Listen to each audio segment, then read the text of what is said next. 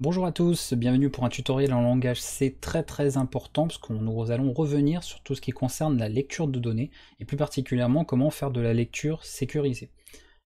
Pour ce tutoriel, il est bien que vous ayez vu les vidéos, on va dire ouais, toutes les notions de toute façon du langage, hein, jusqu'au fichier, hein, donc là au moins avoir vu toutes les séances jusqu'au fichier pour comprendre un petit peu ce que je dirais.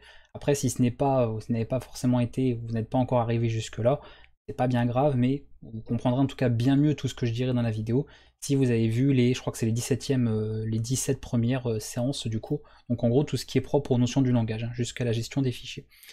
Pour cette vidéo, je vais tout simplement vous expliquer tout un tas de choses concernant la lecture ou la saisie de données. On va revenir sur pas mal d'éléments là-dessus, vous donner quelques astuces et vous indiquer en fait certaines fonctions qui sont complètement à éviter et des fonctions que vous allez apprendre à utiliser plus en détail. Et bien sûr, on reviendra sur des fonctions qu'on a déjà abordées sur le cours qui sont pour le coup recommandées à l'usage dans vos différents programmes. Donc ça, c'est une partie qui, du coup, vaut le coup effectivement d'être vue. On va passer, alors attendez, parce que là vous n'allez pas voir l'écran, ça veut dire que j'ai pas l'habitude encore, voilà c'est mieux. Vous avez du coup l'écran qui est bien affiché, oui c'est bon. Je vais mettre des commentaires parce que je vais avoir des petites notes, etc. Alors la vidéo va être pas mal longue, n'hésitez pas bien sûr à la regarder en plusieurs fois si nécessaire, si vous n'avez pas le temps de tout voir d'un coup, il n'y a pas de problème. À prendre des notes, à écrire du code de votre côté aussi, et tester un peu ce que je vous montre, tester d'autres choses aussi. L'intérêt c'est qu'à la fin de cette vidéo, vous ayez bien compris pourquoi telle ou telle fonction a tel comportement, comment on peut s'en servir de manière correcte et certaines qui sont à éviter, et vous puissiez comme ça adopter les bonnes choses en tout cas à savoir au niveau de la programmation pour ce langage. Ce qu'on va voir principalement, vous serez d'ailleurs même peut-être amené à faire de vous renseigner en tout cas, de vous documenter sur divers supports, des livres, etc., sur internet, des forums, et être amené à un moment donné, très certainement d'ailleurs, parce qu'on ne l'a pas vu dans la vidéo, mais vous pourrez peut-être tomber dessus un jour, tomber donc sur la fonction getS. La fonction getS, et c'est donc une spécificité du langage en lui-même, c'est-à-dire que le langage C est un langage bas niveau, plus bas niveau que des langages comme Python, comme Java et compagnie, et se contente de faire tout simplement certaines choses précises pour les fonctions. Vous avez déjà d'ailleurs expliqué ça sur la vidéo sur les fonctions, qu'elle nécessairement fournit une seule tâche, d'accord, et qu'on ne va pas commencer à rassembler tout un tas d'opérations différentes dans une fonction. C'est une fonction pour une chose, et si on a besoin de faire une seconde chose, on la fait dans une autre fonction. getS, comme l'indique son nom, c'est une fonction qui va permettre de lire, donc de récupérer une chaîne. En gros, on va demander à l'utilisateur de saisir des caractères, donc au clavier, ça se passera directement au clavier, et on va essayer de stocker ça tout simplement dans une variable, de la mémoriser. Elle ne fait strictement pour le coup que ce qu'on lui demande, c'est-à-dire récupérer une chaîne, d'accord, sur l'entrée standard, donc en l'occurrence ici, le clavier. Le problème, c'est qu'elle n'a absolument aucun outil, donc elle ne sécurise absolument pas la lecture qui est effectuée. Et ça, pour le coup, ça peut être très problématique, parce que vous n'avez aucune garantie, aucune vérification possible par rapport à ça. Pire encore, c'est une fonction qui ne fournit pas d'outils, c'est-à-dire qui ne vous permet pas, via par exemple l'usage de certains paramètres ou autres, de moyens de pouvoir faire des lectures sécurisées. C'est pour ça que je mettrai ce genre de fonction en liste noire. En gros, ce que je vais vous mettre en liste noire sont des fonctions que évidemment je vous cite, je vous cite les noms des fonctions parce que c'est important de le savoir. C'est pas parce qu'on ne doit pas l'utiliser qu'il ne faut pas en parler du tout, au contraire, pour que vous sachiez pourquoi il ne faut pas l'utiliser. Vous savez que bon, c'est pas mon genre de vous dire de ne pas utiliser telle chose et puis c'est tout, on passe à autre chose. C'est généralement, je vous explique toujours pourquoi, parce que mon intérêt c'est que vous compreniez, que vous appreniez véritablement, pas seulement pour faire de la répétition ou du copier-coller de code, ça n'a aucun intérêt, mais vous sachiez pourquoi vous utilisez certaines choses et pourquoi surtout vous ne les utilisez pas. Ça, vous pourrez comme ça, si d'autres personnes veulent apprendre, leur transmettre l'information également. Donc les fonctions que je mets en ligne, bien sûr, j'ai même pu écrire, bravo, en liste noire sont des fonctions que je déconseille complètement. Vous pouvez oublier tout simplement l'usage de ces fonctions dans vos programmes. Même, en l'occurrence, si vous êtes juste en train de vous entraîner, d'apprendre, voilà, de faire des petits codes, voilà, évitez, parce que de toute façon, vous pourriez être tenté de vous en servir parce qu'elles sont simples, c'est ça le problème aussi, c'est qu'elles sont très simples à l'usage, donc vous pourriez être tenté de vous en servir après dans des vrais projets en production ou dans des projets beaucoup plus concrets. Donc on verra un ensemble de fonctions par rapport à ça. Donc la fonction getS, encore une fois, très simplement, je ne vais même pas montrer de code, vous demandez à l'utilisateur une chaîne, il saisit la chaîne, et vous pouvez éventuellement après mémoriser ça, et puis l'afficher, tout ça. Aucune vérification n'est faite, donc en gros, si on s'attend, admettons, je vais montrer un exemple très simple, on fait une chaîne ici qui est capable d'accueillir 25 caractères, d'accord. Et on va donc stocker, via cette fonction-là, là-dedans. Dans le buffer, on va stocker en fait ce qu'a retourné cette fonction-là, ce qu'elle récupère. Bah, si l'utilisateur, de manière volontaire ou involontaire d'ailleurs, décide de saisir plus que 25 caractères, et même d'ailleurs plus que 24 puisqu'il faut compter, rappelez-vous pour les chaînes il faut compter le caractère de fin, on aura ce qu'on appelle un débordement tampon, ou pour le terme anglais, le fameux buffer overflow. Alors c'est un terme qui semble complexe, mais en fait c'est tout bête. Bah, pour un exemple, si vous avez une voiture de 4 places, si vous essayez de faire rentrer 20 personnes, bah, les 4 premières vont pouvoir rentrer, et les suivantes, les 16 dernières, j'ai dit 20 personnes, oui c'est ça, les 16 prochaines, bah, à moins de pousser les autres, ça va être compliqué. Donc comme on ne pousse pas les gens parce qu'on est respectueux, on va essayer d'aller dans une autre voiture. Donc les 16 autres personnes vont essayer de rentrer dans une voiture de quelqu'un qu'ils ne connaissent pas. A priori, vous savez un petit peu comment que ça se passe, ça va peut-être pas faire plaisir aux différents conducteurs. En mémoire, c'est un petit peu pareil. En gros, si on a par exemple 25, alors en l'occurrence même ici il a 24, donc on va mettre 26 pour être plus clair. Voilà, 26, donc on a 25 places de disponibles. Si l'utilisateur rentre 30 caractères, eh bien il y a des caractères de trop qui vont aller déborder de votre variable ici par rapport à ce qu'on veut stocker, et ça va du coup essayer de se stocker, d'être mémorisé dans un autre espace mémoire. On aura un débordement tampon, et éventuellement un accès à des espaces non autorisés. Donc dans le meilleur des cas, on a un plantage du programme, dans le pire des cas, ça peut être plantage du système, et dans le pire des cas, une personne volontairement qui sait qu'il y a justement une possibilité de faire un débordement de tampon sur votre programme, et qui peut s'en servir par exemple pour obtenir des privilèges super utilisateurs sur votre système et prendre les commandes de votre OS. Donc ça peut du coup avoir des conséquences assez dramatiques. On parle pas de simplement faire planter un petit programme et puis c'est pas grave, on relance. C'est pas juste de ce point de vue-là. Donc cette fonction, pour deux points, comme elle n'est pas sécurisée au départ, et qu'en plus elle ne fournit aucun outil pour l'utiliser de manière sécurisée ou de permettre de contrôler certaines choses, ne l'utilisez tout simplement pas. Voilà. Au départ, le langage, quand il a été conçu par rapport à cette fonction, voulait tout simplement une fonction très simple, c'est-à-dire que les créateurs du langage voulaient une fonction qui récupérait une chaîne, d'accord, où ils savaient pertinemment qu'en l'utilisant, ils n'allaient pas mettre autre chose, donc c'était histoire d'avoir une fonction très rapide pour faire les choses rapidement, mais en utilisation surtout de nos jours, c'est-à-dire avec des saisies interactives. Avec un clavier, on peut saisir des lettres, on peut saisir des caractères accentués, des caractères spéciaux, des chiffres, on a même des caractères F9, F8, page down, etc. Bref, on a de la saisie du coup, comme on dit, interactive, qui peut permettre de stocker, donc de mémoriser plein d'autres informations que seulement des caractères, et ça peut du coup poser énormément de problèmes. Autre point aussi très important sur des fonctions que je vais mettre directement en liste noire, qu'on va voir dès le début de cette vidéo, ce sont des fonctions qui permettent de faire des conversions de type. Par exemple, à un moment donné, vous allez vouloir lire, pour X ou Y raison, une information qui est numérique, et pour travailler correctement avec, puisque au départ vous voyez que le buffer lui est une chaîne, vous allez vouloir stocker cette information par la suite dans une variable qui est plus adéquate au niveau du type. Donc on a éventuellement des fonctions, et ça si vous l'avez déjà, si vous êtes déjà renseigné sur internet ou que voilà, si un jour vous le faites, vous allez très fortement, il y a de fortes chances, tomber sur des fonctions comme atoi, atol, donc il y a des fonctions pour les entiers, fonctions pour les longues, fonctions pour les doubles, donc les valeurs ici à virgule flottante, bref, on a tout un tas de fonctions, il y en a d'autres, atof, etc. Donc toutes les fonctions atou quelque chose sont des fonctions également que vous pouvez mettre en liste noire à ne pas utiliser. Peu importe votre cas d'utilisation, peu importe voilà, le programme que vous voulez faire, elles ne sont pas à utiliser.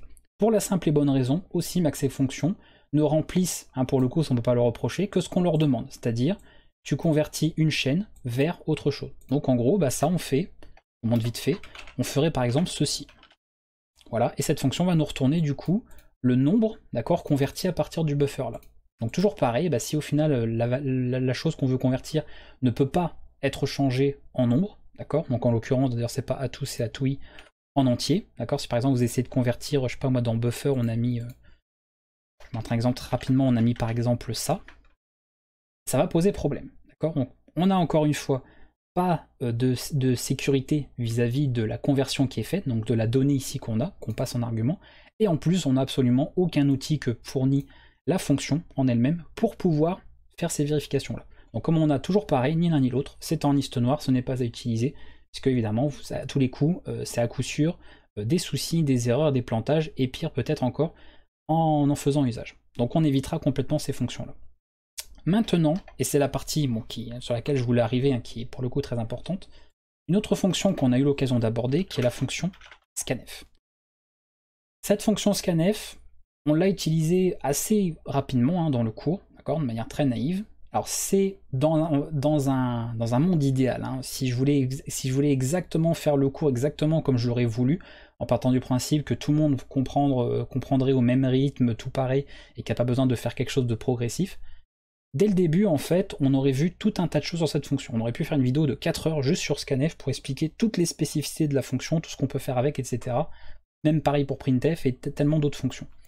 Le problème, c'est comme vous êtes dans un apprentissage, et que je pars du principe que vous êtes justement effectivement en apprentissage, on a utilisé cette fonction de manière naïve. Le but, c'est de ne pas vous faire utiliser une fonction sécurisée pour utiliser une fonction sécurisée, c'est d'étudier des notions comme les variables, comment on fait des conditions, comment on écrit des boules, comment etc. on fait des fonctions, des structures, et quand on a besoin de saisir des données, comme vous êtes en apprentissage, on utilise scanf parce que, encore une fois, c'est très pratique, ça fait les choses rapidement.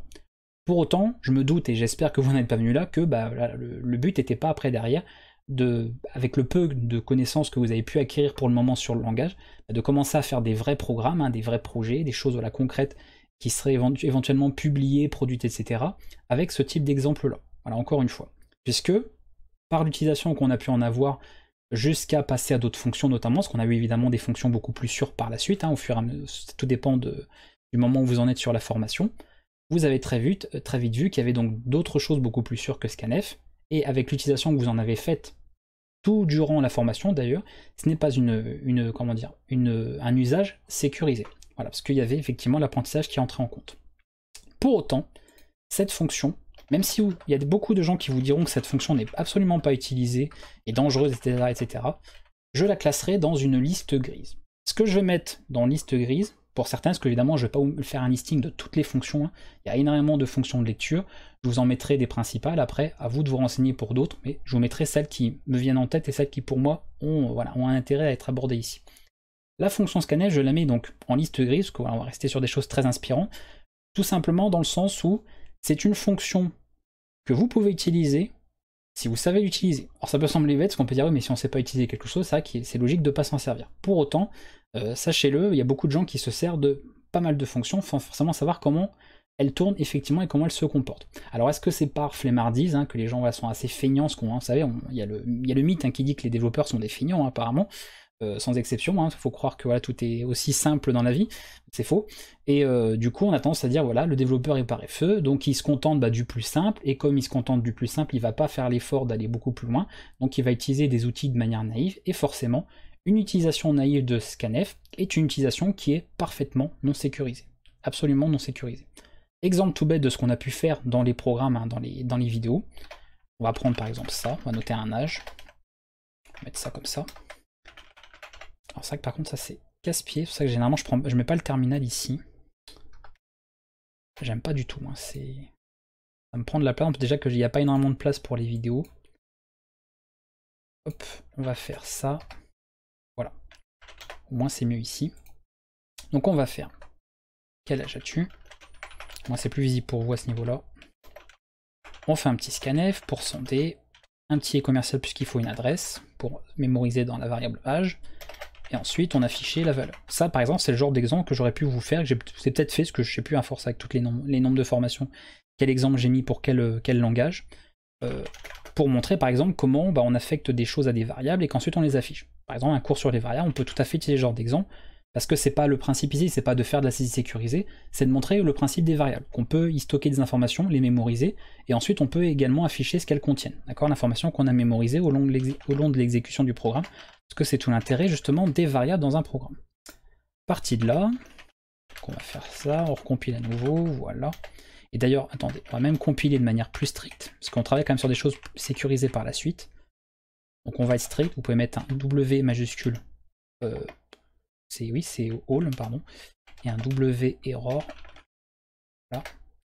Et là évidemment, je me mets ça parce que j'ai pas marqué la variable. Ok. Voilà, donc ça c'est évidemment pour qu'il me signale beaucoup plus d'erreurs, hein, s'il y a des erreurs au niveau du programme. C'est pour être beaucoup plus strict encore, autant qu'on fasse les choses comme il faut du début à la fin. Donc là je note l'âge, pas de problème, vous voyez je fais une utilisation tout à fait attendue du programme, on demande un âge, je saisis effectivement un âge, tout fonctionne bien, parfait, parfait. Mais ça c'est évidemment une utilisation tout à fait naïve de la fonction, puisqu'on a eu un scénario qui s'est pour le coup bien passé, mais à partir du moment où je vais noter alors un cas possible, un nombre qui dépasserait la limite que peut atteindre integer ici, donc ça, il faut revenir sur la vidéo sur les variables, hein, si vous voulez savoir hein, quel nombre minimum ou le nombre maximum que vous pouvez mémoriser dans tel ou tel type de variable en langage C. Ça, on a vu tout ça bien en détail. Donc ça, c'est le genre d'erreur qui peut arriver. Hein. Si j'essaye de mettre un nombre trop grand, il va forcément y avoir un petit problème. Et pire aussi, bah, si je mets par exemple des chaînes de caractères. On va essayer du coup de se mémoriser une chaîne de caractères ou un simple caractère si on n'en met qu'un seul dans un int. Ça va évidemment poser problème. Et là, du coup, on n'aura pas ce qu'on voulait, et si notre programme est basé là-dessus, on va faire notre petit programme tranquille, en partant du principe que scanf, la saisie sera toujours faite correctement, l'utilisateur va toujours faire sa saisie correctement sans aucun problème, et du coup on s'expose à énormément de problèmes. Plantage, comme je vous ai dit, du programme, du système, voire exploitation d'une faille dans votre programme pour voilà, détourner tout ça et puis obtenir des accès, bref, des choses qu'il ne faut pas et qu'on ne peut pas autoriser sur un programme. Alors, je ne l'ai pas forcément parlé, mais ce qu'on va revenir dessus, ça fonctionne pareil pour fscanf, je la mets ici en liste grise, vous allez comprendre aussi pourquoi. Donc ça, utilisation très naïve, que j'ai dû faire voilà, dans le cours, mais que, effectivement, je vous dis, dans un monde idéal, j'aurais aimé ne pas faire, en fait, j'aurais aimé en fait ne pas employer, pas faire une seule vidéo, en fait, où je faisais appel à scanf de cette manière-là, parce que ça ne va pas du tout. Mais si j'avais commencé tout de suite, plutôt que de faire un tutoriel comme là, à vous en parler dans le cours, eh bien on aurait du coup introduit, on aurait parlé des pointeurs, on aurait parlé de, vous allez voir, d'expressions rationnelles, on va revenir dessus, de tout un tas de domaines, et ça aurait largement dépassé le cadre de l'apprentissage, par exemple des variables, de comment, qu'est-ce qu'une variable, comment ça fonctionne, comment on s'en sert. Donc pour le coup, et encore une fois, voilà un peu la progression que je vous recommande si vous voyez ce tuto, même si vous en êtes qu'au début de la formation, voilà comment fonctionnent les choses. Donc, je tiens à le rappeler pour que les choses soient bien claires et que vous ne soyez pas perdus. Si vous êtes en apprentissage, vous pouvez, parce que vous êtes là pour apprendre des notions, d'accord, on étudie des concepts, des notions dans le langage ou dans la programmation de manière générale, il n'y a pas de problème que vous utilisiez scanf, d'accord. Quand vous allez arriver aux séances où j'aborde d'autres fonctions avec vous, hein, qui sont pour le coup plus sécurisées, voilà, qui contrôlent par exemple les informations que l'on veut lire, vous laissez tomber l'usage des fonctions comme ça, scanf, scanf, etc. Vous pouvez les mettre de côté pour le moment. Ça ne veut pas dire pour autant que vous les abandonnez. Vous n'êtes pas obligé de les abandonner. Si vous préférez comme ça, évidemment c'est vous que ça regarde, hein, on peut très bien s'en passer, il y a sûrement des gens qui ne s'en servent pas du tout, et ils arrivent à faire ce qu'ils veulent, donc il n'y a aucun problème à ça, hein. On n'est pas obligé d'utiliser toutes les fonctions que propose un langage, il n'y a aucun souci. Pour autant, vous pourrez, et vous pouvez, si vous voulez, à un moment donné, quand vous estimerez avoir suffisamment d'expérience, d'accord, d'avoir suffisamment pratiqué avec le langage, que vous vous sentez beaucoup plus à l'aise avec, beaucoup plus au courant de comment se comportent justement les différentes fonctions, comment on gère la mémoire, comment on gère des chaînes de caractères, comment on... etc. Revenir sur ces fonctions, les étudier plus en détail, en faire usage, ne pas hésiter à faire plein de petits programmes, plein de tests, de vérification de choix, etc. pour effectivement bien assimiler leur comportement, leur fonctionnement, selon différents scénarios, et pouvoir, si nécessaire, si vous en estimez voilà, la nécessité ou le besoin, en faire usage, mais de manière correcte. Alors, encore une fois, rien ne garantira que vous saurez utiliser une fonction à 100% correctement, hein. On pourra toujours, de toute façon, à un moment donné, trouver un scénario, je dis encore une fois, une saisie utilisateur, c'est compliqué, c'est-à-dire que c'est essayer de prévoir tous les cas de saisie qui seraient possibles. C'est-à-dire qu'en gros, c'est de se dire, un utilisateur, lorsqu'on demande une saisie, admettons un nombre, le bon scénario, c'est il saisit le nombre en question. C'est-à-dire qu'il saisit bien le nombre et qu'il reste dans la fourchette de valeur que peut supporter ici un type int en C. Après, on a un scénario qui est pas bon, c'est on dépasse le nombre en question.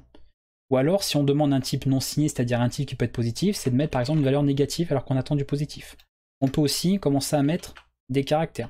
Mettre des caractères spéciaux, voire rien mettre du tout. En gros, on fait simplement entrer, ou on met un anti-n. Vous voyez, là du coup, déjà on voit 0 ans, il y a un problème. D'accord? Donc déjà, on peut là pour le coup faire planter le programme, enfin, il n'a pas le comportement attendu, c'est-à-dire que là il devait afficher l'âge, là il affiche 0 ans. Parce qu'effectivement, j'ai réussi à outrepasser la demande du programme. Donc vous voyez déjà, ça, c'est pas tolérable. On ne peut pas laisser passer ça dans un programme. D'accord? Il n'y a aucune vérification qui est faite. Donc vraiment, prenez cette habitude. Pour l'apprentissage, surtout au tout début, sur les premières séances, vous pouvez vous en servir tout en gardant à l'idée que c'est pas sécurisé. D'accord? Ça c'est important. Après, quand vous arrivez sur des fonctions, et ça on va en parler, quand vous allez aborder notamment dans le cours la fonction fgetS, on va en parler de toute façon un peu sur ce tutoriel, ne vous inquiétez pas, vous pouvez vous dire, bon bah voilà, je mets de côté pour le moment scanf, fscanf, d'accord? C'est-à-dire qu'elle n'a pas utilisé ça, j'utilise ça, elle n'a pas utilisé ça, j'utilise ça. Voilà. Et vous mettez de côté ça pour le moment. Et après, quand vous avez plus d'expérience, que vous vous sentez plus à l'aise, que vous avez éventuellement la curiosité, hein, ou le besoin de savoir un peu comment fonctionnent ces fonctions, d'accord? Vous pourrez revenir dessus, comme je vous disais, et étudier ça plus en détail, ou même dans ce tuto, parce qu'on va évidemment aller beaucoup plus loin sur l'utilisation de scanf dans cette vidéo. Elle est là aussi pour ça. Mon but c'est pas vous dire bon ça faut faire attention et du coup hop on passe à autre chose. Je vais vous expliquer différentes choses, subtilités de cette fonction dans cette vidéo, c'est pour ça qu'il y a beaucoup de choses à vous montrer. Du coup voilà l'utilisation donc naïve qu'on peut avoir par rapport à ça. Autre parenthèse, alors ça fait beaucoup de parenthèses mais c'est important parce que là on parlait de comment voilà vous pouvez étudier scanf, hein, c'est-à-dire au début on peut s'en servir, après on la met de côté et après on revient dessus pour véritablement apprendre et comprendre la fonction et éventuellement s'en servir concrètement dans des vrais programmes. Donc il n'y a pas de mal à se servir de scanf dans un vrai programme, etc.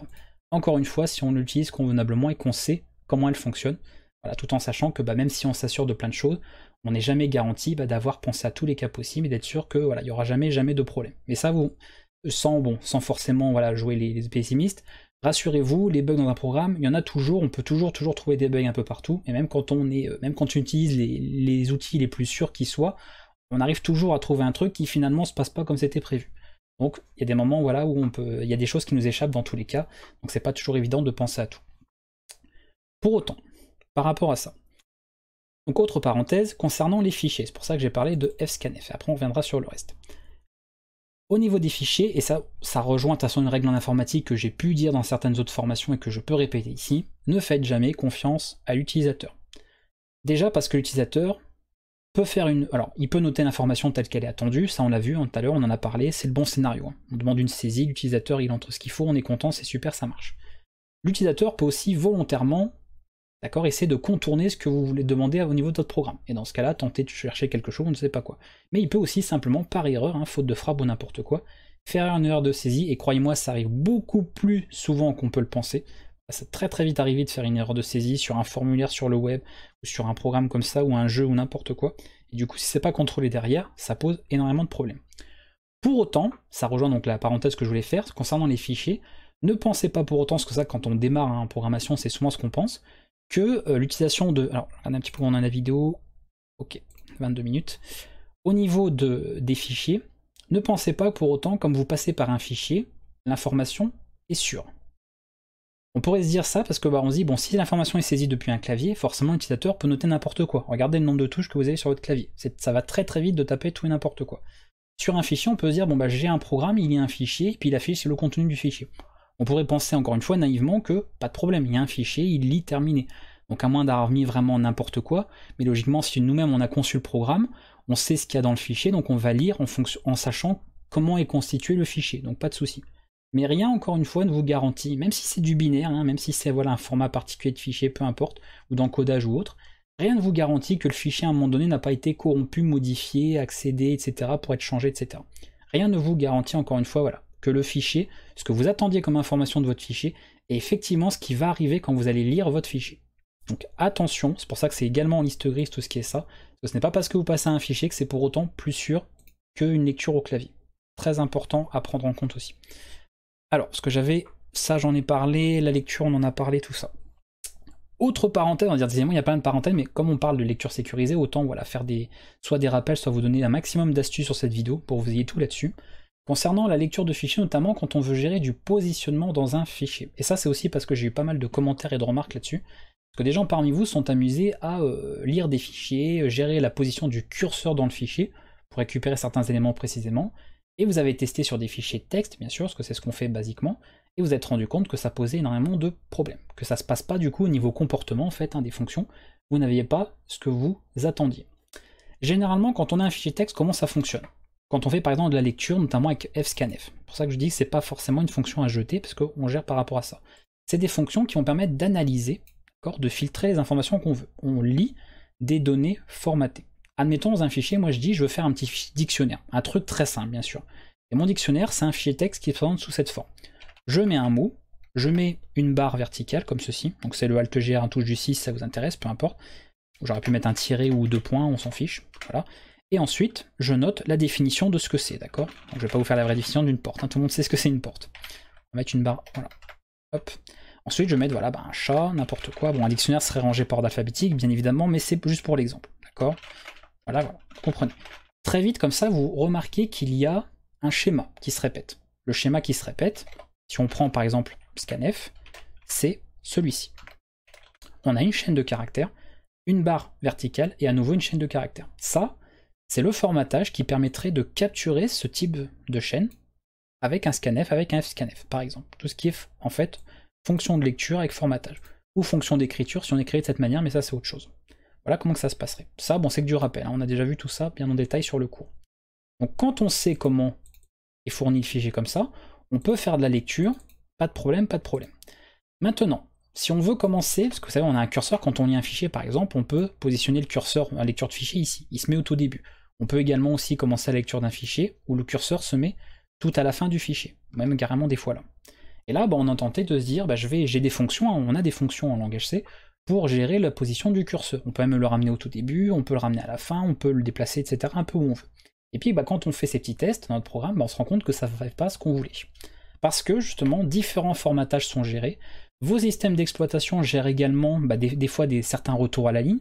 Hein, donc on peut avoir les anti/n qu'on voit évidemment pas dans le fichier texte, mais qui sont gérés.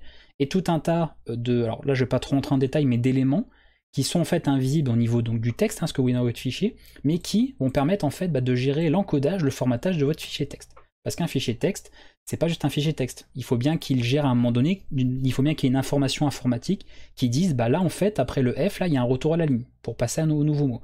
Donc il y a plein d'informations qu'on ne voit pas, pourtant qui existent bien. Hein. L'ordinateur il peut pas deviner tout seul. Il y a forcément des choses mémorisées, sauvegardées quelque part. Et ça, bah, quand on essaye du coup de faire du positionnement de curseur dans un fichier comme ça, et bon forcément on a des décalages, on a tout un tas d'informations en plus qu'on ne voit pas, mais que lui, les fonctions de positionnement, elles prennent en compte. Et du coup, on n'a absolument pas le fonctionnement qu'on voudrait.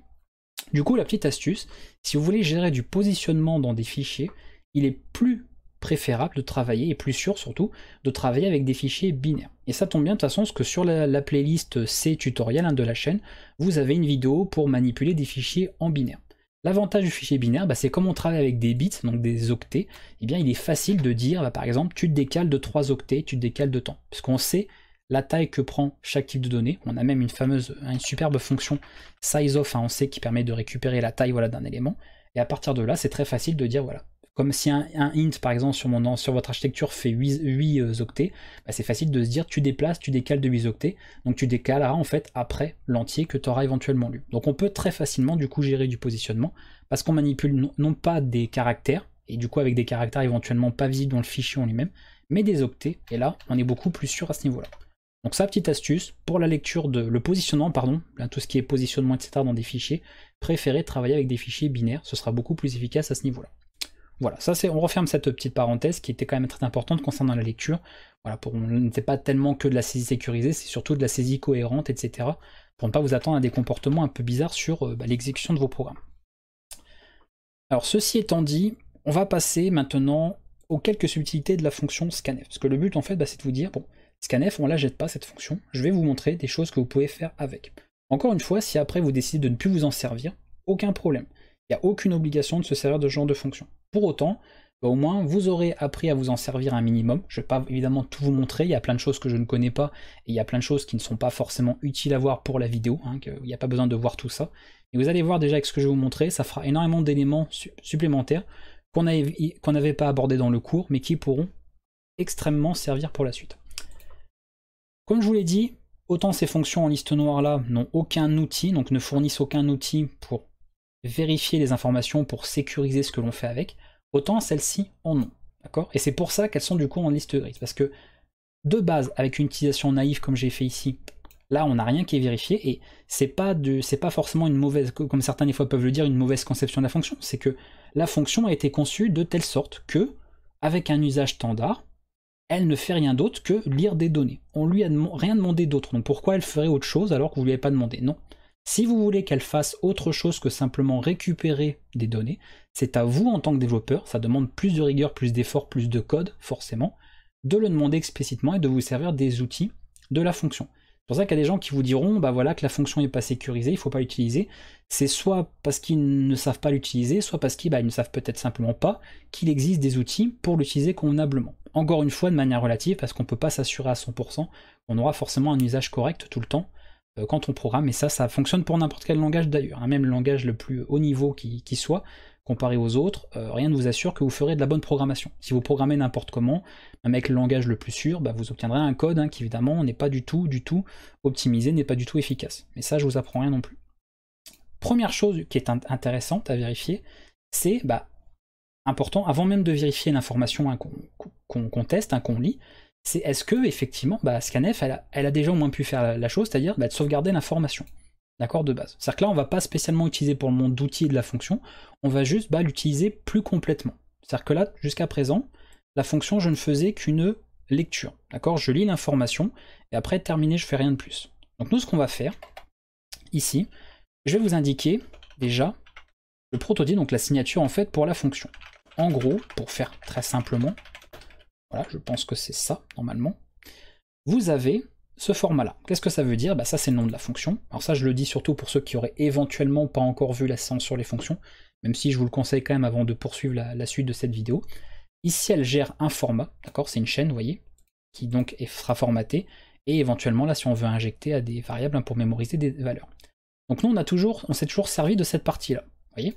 Donc on ne peut pas reprocher à la fonction de ne pas être sécurisée, parce que jusqu'à présent, on se contentait de manière naïve d'utiliser que la moitié de la fonction, c'est-à-dire c'est les arguments qu'elle attend, donc les paramètres en fait que la fonction a définis, et les arguments qu'elle attend lorsqu'on l'appelle. Donc ça, on s'en est toujours servi, pas de problème. Mais il y a une chose dont on ne s'est jamais servi, c'est ça. Voilà. Et ça, du coup, ça fait partie de l'usage le plus rigoureux, du coup, et le plus efficace de la fonction. Si on oublie de se servir de cette information-là, eh bien forcément on utilise naïvement la fonction, et oui, évidemment, de base, comme ça, elle n'est pas sécurisée du tout. On n'a rien contrôlé. À quoi sert cet élément? Je vais vous montrer déjà, et vous allez voir, c'est très simple. Je vais faire une petite variable ret, comme ceci. On va récupérer le retour de la fonction, donc vous voyez, rien ne change, on fait juste une récupération de la valeur au passage, c'est tout. Donc vous comprenez peut-être aussi pourquoi ça, vous voyez, on ne l'a pas vu dans les toutes premières séances. Parce que si on avait déjà commencé à faire ce genre de choses, à parler des fonctions, alors qu'on en était juste sur la vidéo des variables, il a fallu que je commence à vous parler de retour de fonction, de paramètres d'arguments, alors que si vous en êtes que sur je crois que c'est la séance 3 sur les variables, on n'en est même pas encore là. Donc j'aurais dû faire appel du coup à plein de notions qu'on voit beaucoup plus après, et ça vous aurait complètement perdu. C'est aussi ça, personnellement, moi ça me dérange, j'aimerais qu'on puisse faire une vidéo où on voit toutes les notions bien ensemble et tout ce qui fonctionne ensemble, les mécaniques, tout ça, mais malheureusement pour faire un cours progressif, c'est pas possible. Si on fait ça, voilà, c'est les gens au bout de 30 secondes, il n'y a plus personne parce que plus personne comprend rien, sauf ceux qui savent déjà faire, mais ça, bon, est-ce que vous avez forcément besoin de suivre un cours si vous savez déjà faire? Du coup, cette partie-là, alors est-ce que non, j'ai pas récupéré l'information, bravo. On va l'afficher quand même, parce que se dire à quoi ça correspond. Vous allez voir, c'est parfaitement logique, ça ne sert pas à rien.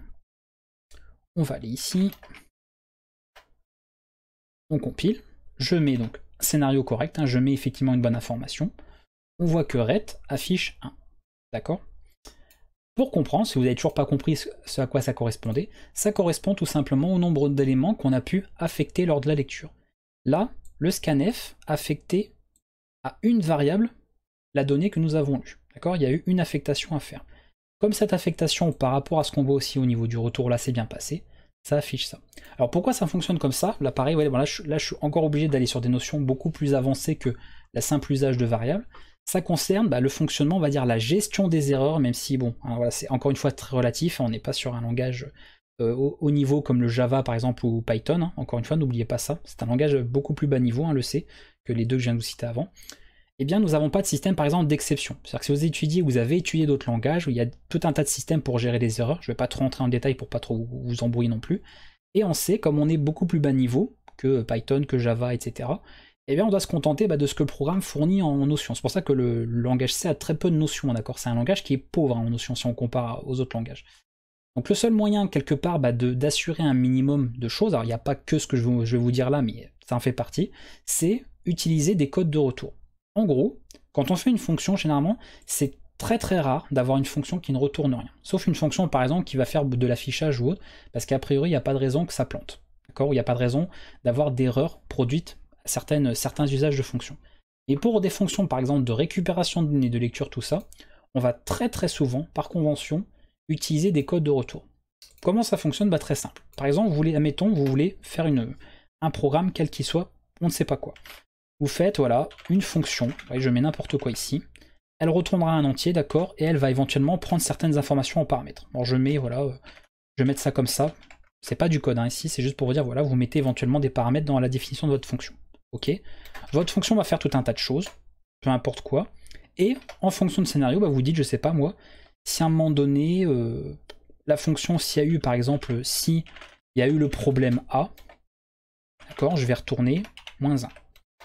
À un moment donné dans le programme, je sais pas où, pardon, il y a eu par exemple le problème G, d'accord, donc je vous mets des noms comme ça, des lettres, parce qu'il faudrait, je vous donne des cas explicites, mais là, c'est pour avoir un exemple qui fonctionne un peu partout. On aurait, je sais pas moi, -11, ce genre de choses, d'accord. Donc on retournera des codes d'erreur, en gros. Et si le programme a bien fonctionné, bah, soit on retourne une information bien précise, soit on retourne un code précis, donc généralement en informatique, comme le fameux, vous voyez dans la fonction main ici, return 0, par convention en informatique, quand on a 0, c'est pour indiquer que tout s'est bien passé, d'accord, qu'il n'y a pas eu d'erreur, et si vous retournez autre chose que 0, c'est que bah, pour le coup, il y a eu un problème justement, quel qu'il soit, et c'est là que ça entre en jeu. Donc on n'est pas là pour faire de la gestion d'erreur cette vidéo, mais ce qu'il faut comprendre, c'est que du coup, grâce à ça, bah, la personne qui va utiliser votre fonction, quand il va en faire usage, s'il programme correctement, et surtout dans un langage bas niveau, plus bas niveau comme le C, il va contrôler systématiquement le retour de votre fonction, donc il va en faire usage par exemple voilà, en passant ses paramètres, d'accord, et il va récupérer le retour.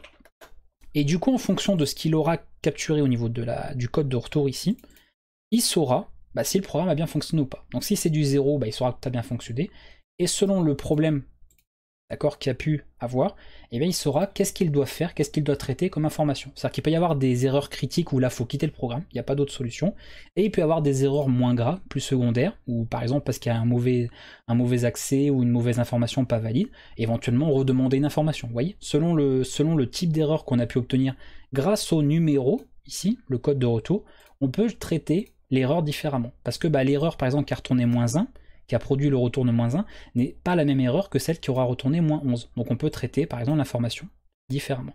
Donc ça, c'est le moyen qu'on a, un des plus efficaces, c'est pas le meilleur, on pourrait certainement trouver mieux, mais c'est le moyen qu'a un langage plus bas niveau comme le C par rapport à Java et compagnie qui ont des systèmes d'exception, ou PHP par exemple, hein, on peut citer aussi celui-là, pour gérer justement ces cas-là. D'accord, ça nous permet bah, de contrôler le retour de nos fonctions et dire est-ce qu'elles ont bien fonctionné. Et c'est là tout le principe de scanf. Scanf, si elle n'a pas réussi à affecter quoi que ce soit, elle va vous retourner 0. Et un exemple bah, tout bête, on l'a fait tout à l'heure d'ailleurs, on va faire ça. Je vais faire par exemple anti/n et regardez, déjà bah, évidemment à l'affichage de l'âge bah, ça va pas du tout, et vous voyez que le retour il est égal à 0. Elle n'a pas réussi à affecter quoi que ce soit, et elle vous l'indique.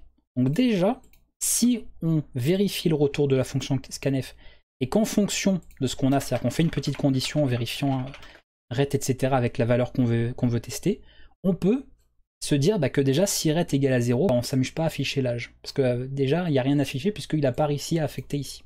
Donc vous voyez déjà, ça évite tout un tas de problèmes au niveau de notre programme. Ça sécurise, déjà en petite partie, l'usage de la fonction. On n'est plus sur une fonction pour le coup qui est complètement non sécurisée, déjà en vérifiant ce retour-là. Donc ça c'est pour contrôler tout simplement si l'affectation, d'accord, la donnée qu'on a voulu lire, a bien été mémorisée dans la variable qui était destinée à l'information. Si ça n'a pas fonctionné, de toute façon, ça ne sera pas compté, donc ce ne sera pas pris en compte. Si vous mettez deux variables, d'accord, c'est-à-dire par exemple ici, est-ce que je peux vous montrer un exemple rapide? On va faire ça comme ça. On va faire ça comme ça. On va mettre ici et y là. X, Y, on va faire ça.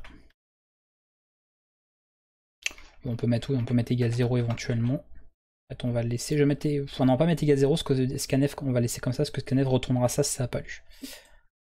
On va lire deux informations. Enfin, oui, deux informations, mais dans le même scanf, on va faire. Ça, vous pouvez le faire aussi. Hein, ça, c'est pour le coup du rappel. Hop. Comme c'est du formatage de rappel, on peut sans problème. Donc ça, c'est une petite subtilité du scanf qu'on rappelle, parce que je l'avais déjà montré en vidéo. Vous pouvez faire ça. Et dire je veux que l'utilisateur il entre l'entier correspondant à X, il fait un espace, ensuite il fera un slash, un espace, et à nouveau son caractère. Hop, et là comme on veut des adresses, toujours pareil, on indique les deux informations là. Ok. On fait tout ça, normalement j'ai rien oublié, toc toc toc. Si j'ai oublié quelque chose, j'ai pas déclaré, bah pourquoi je mets âge? Oui j'ai laissé celui-là. Voilà, ret.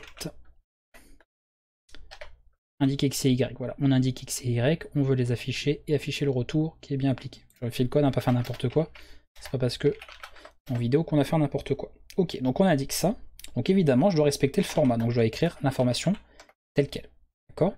Là on voit que l'information a bien été enregistrée, vous voyez que le code de retour est bien 2. Il a compté simplement le nombre d'éléments affectés. Si à un moment donné je fais admettons ça. Après, je fais ça. Vous voyez qu'il y a 1. D'accord? Donc déjà, on voit qu'il y a une information qui a été testée. On voit qu'on a eu la moitié d'informations affectées. Le X, il est bon, on l'a bien récupéré. Le Y, non. D'accord? Et si éventuellement on s'amuse à noter n'importe quoi, bah bien sûr, sans surprise, on se retrouve tout avec 0. Parce que là, rien n'a pu être affecté. Donc ça, vous voyez déjà, juste avec cet élément-là, je ne vous ai pas montré grand-chose finalement, juste le retour de la fonction scanf donne énormément d'informations. Parce qu'à partir du moment où vous avez un code dans une variable mémorisée, mémorisé dans une variable, bah on peut faire tout un tas de choses dessus. On peut faire des conditions pour tester des valeurs, pour être sûr que ça a fonctionné ou pas. Et si vous savez dans votre scanf combien d'éléments vous attendiez pour affecter, automatiquement vous savez, en temps normal, dans le scénario le plus normal, le nombre ici qui doit être stocké. Là, en l'occurrence, c'est 2. Si on n'a pas 2, déjà, c'est qu'il y a eu un souci. C'est que ça n'a pas fonctionné, ici au niveau de l'affectation. Et si on essaye de stocker des informations qui ne sont pas compatibles, forcément, bah, le retour de scanf ne sera pas celui qu'on voulait. Et si vous gérez ce code de retour, vous pourrez gérer un minimum les erreurs produites avec l'usage de scanf. Donc ça, c'est en partie une chose à connaître. Voilà pour cet élément-là. On n'a pas fini, c'est pas suffisant.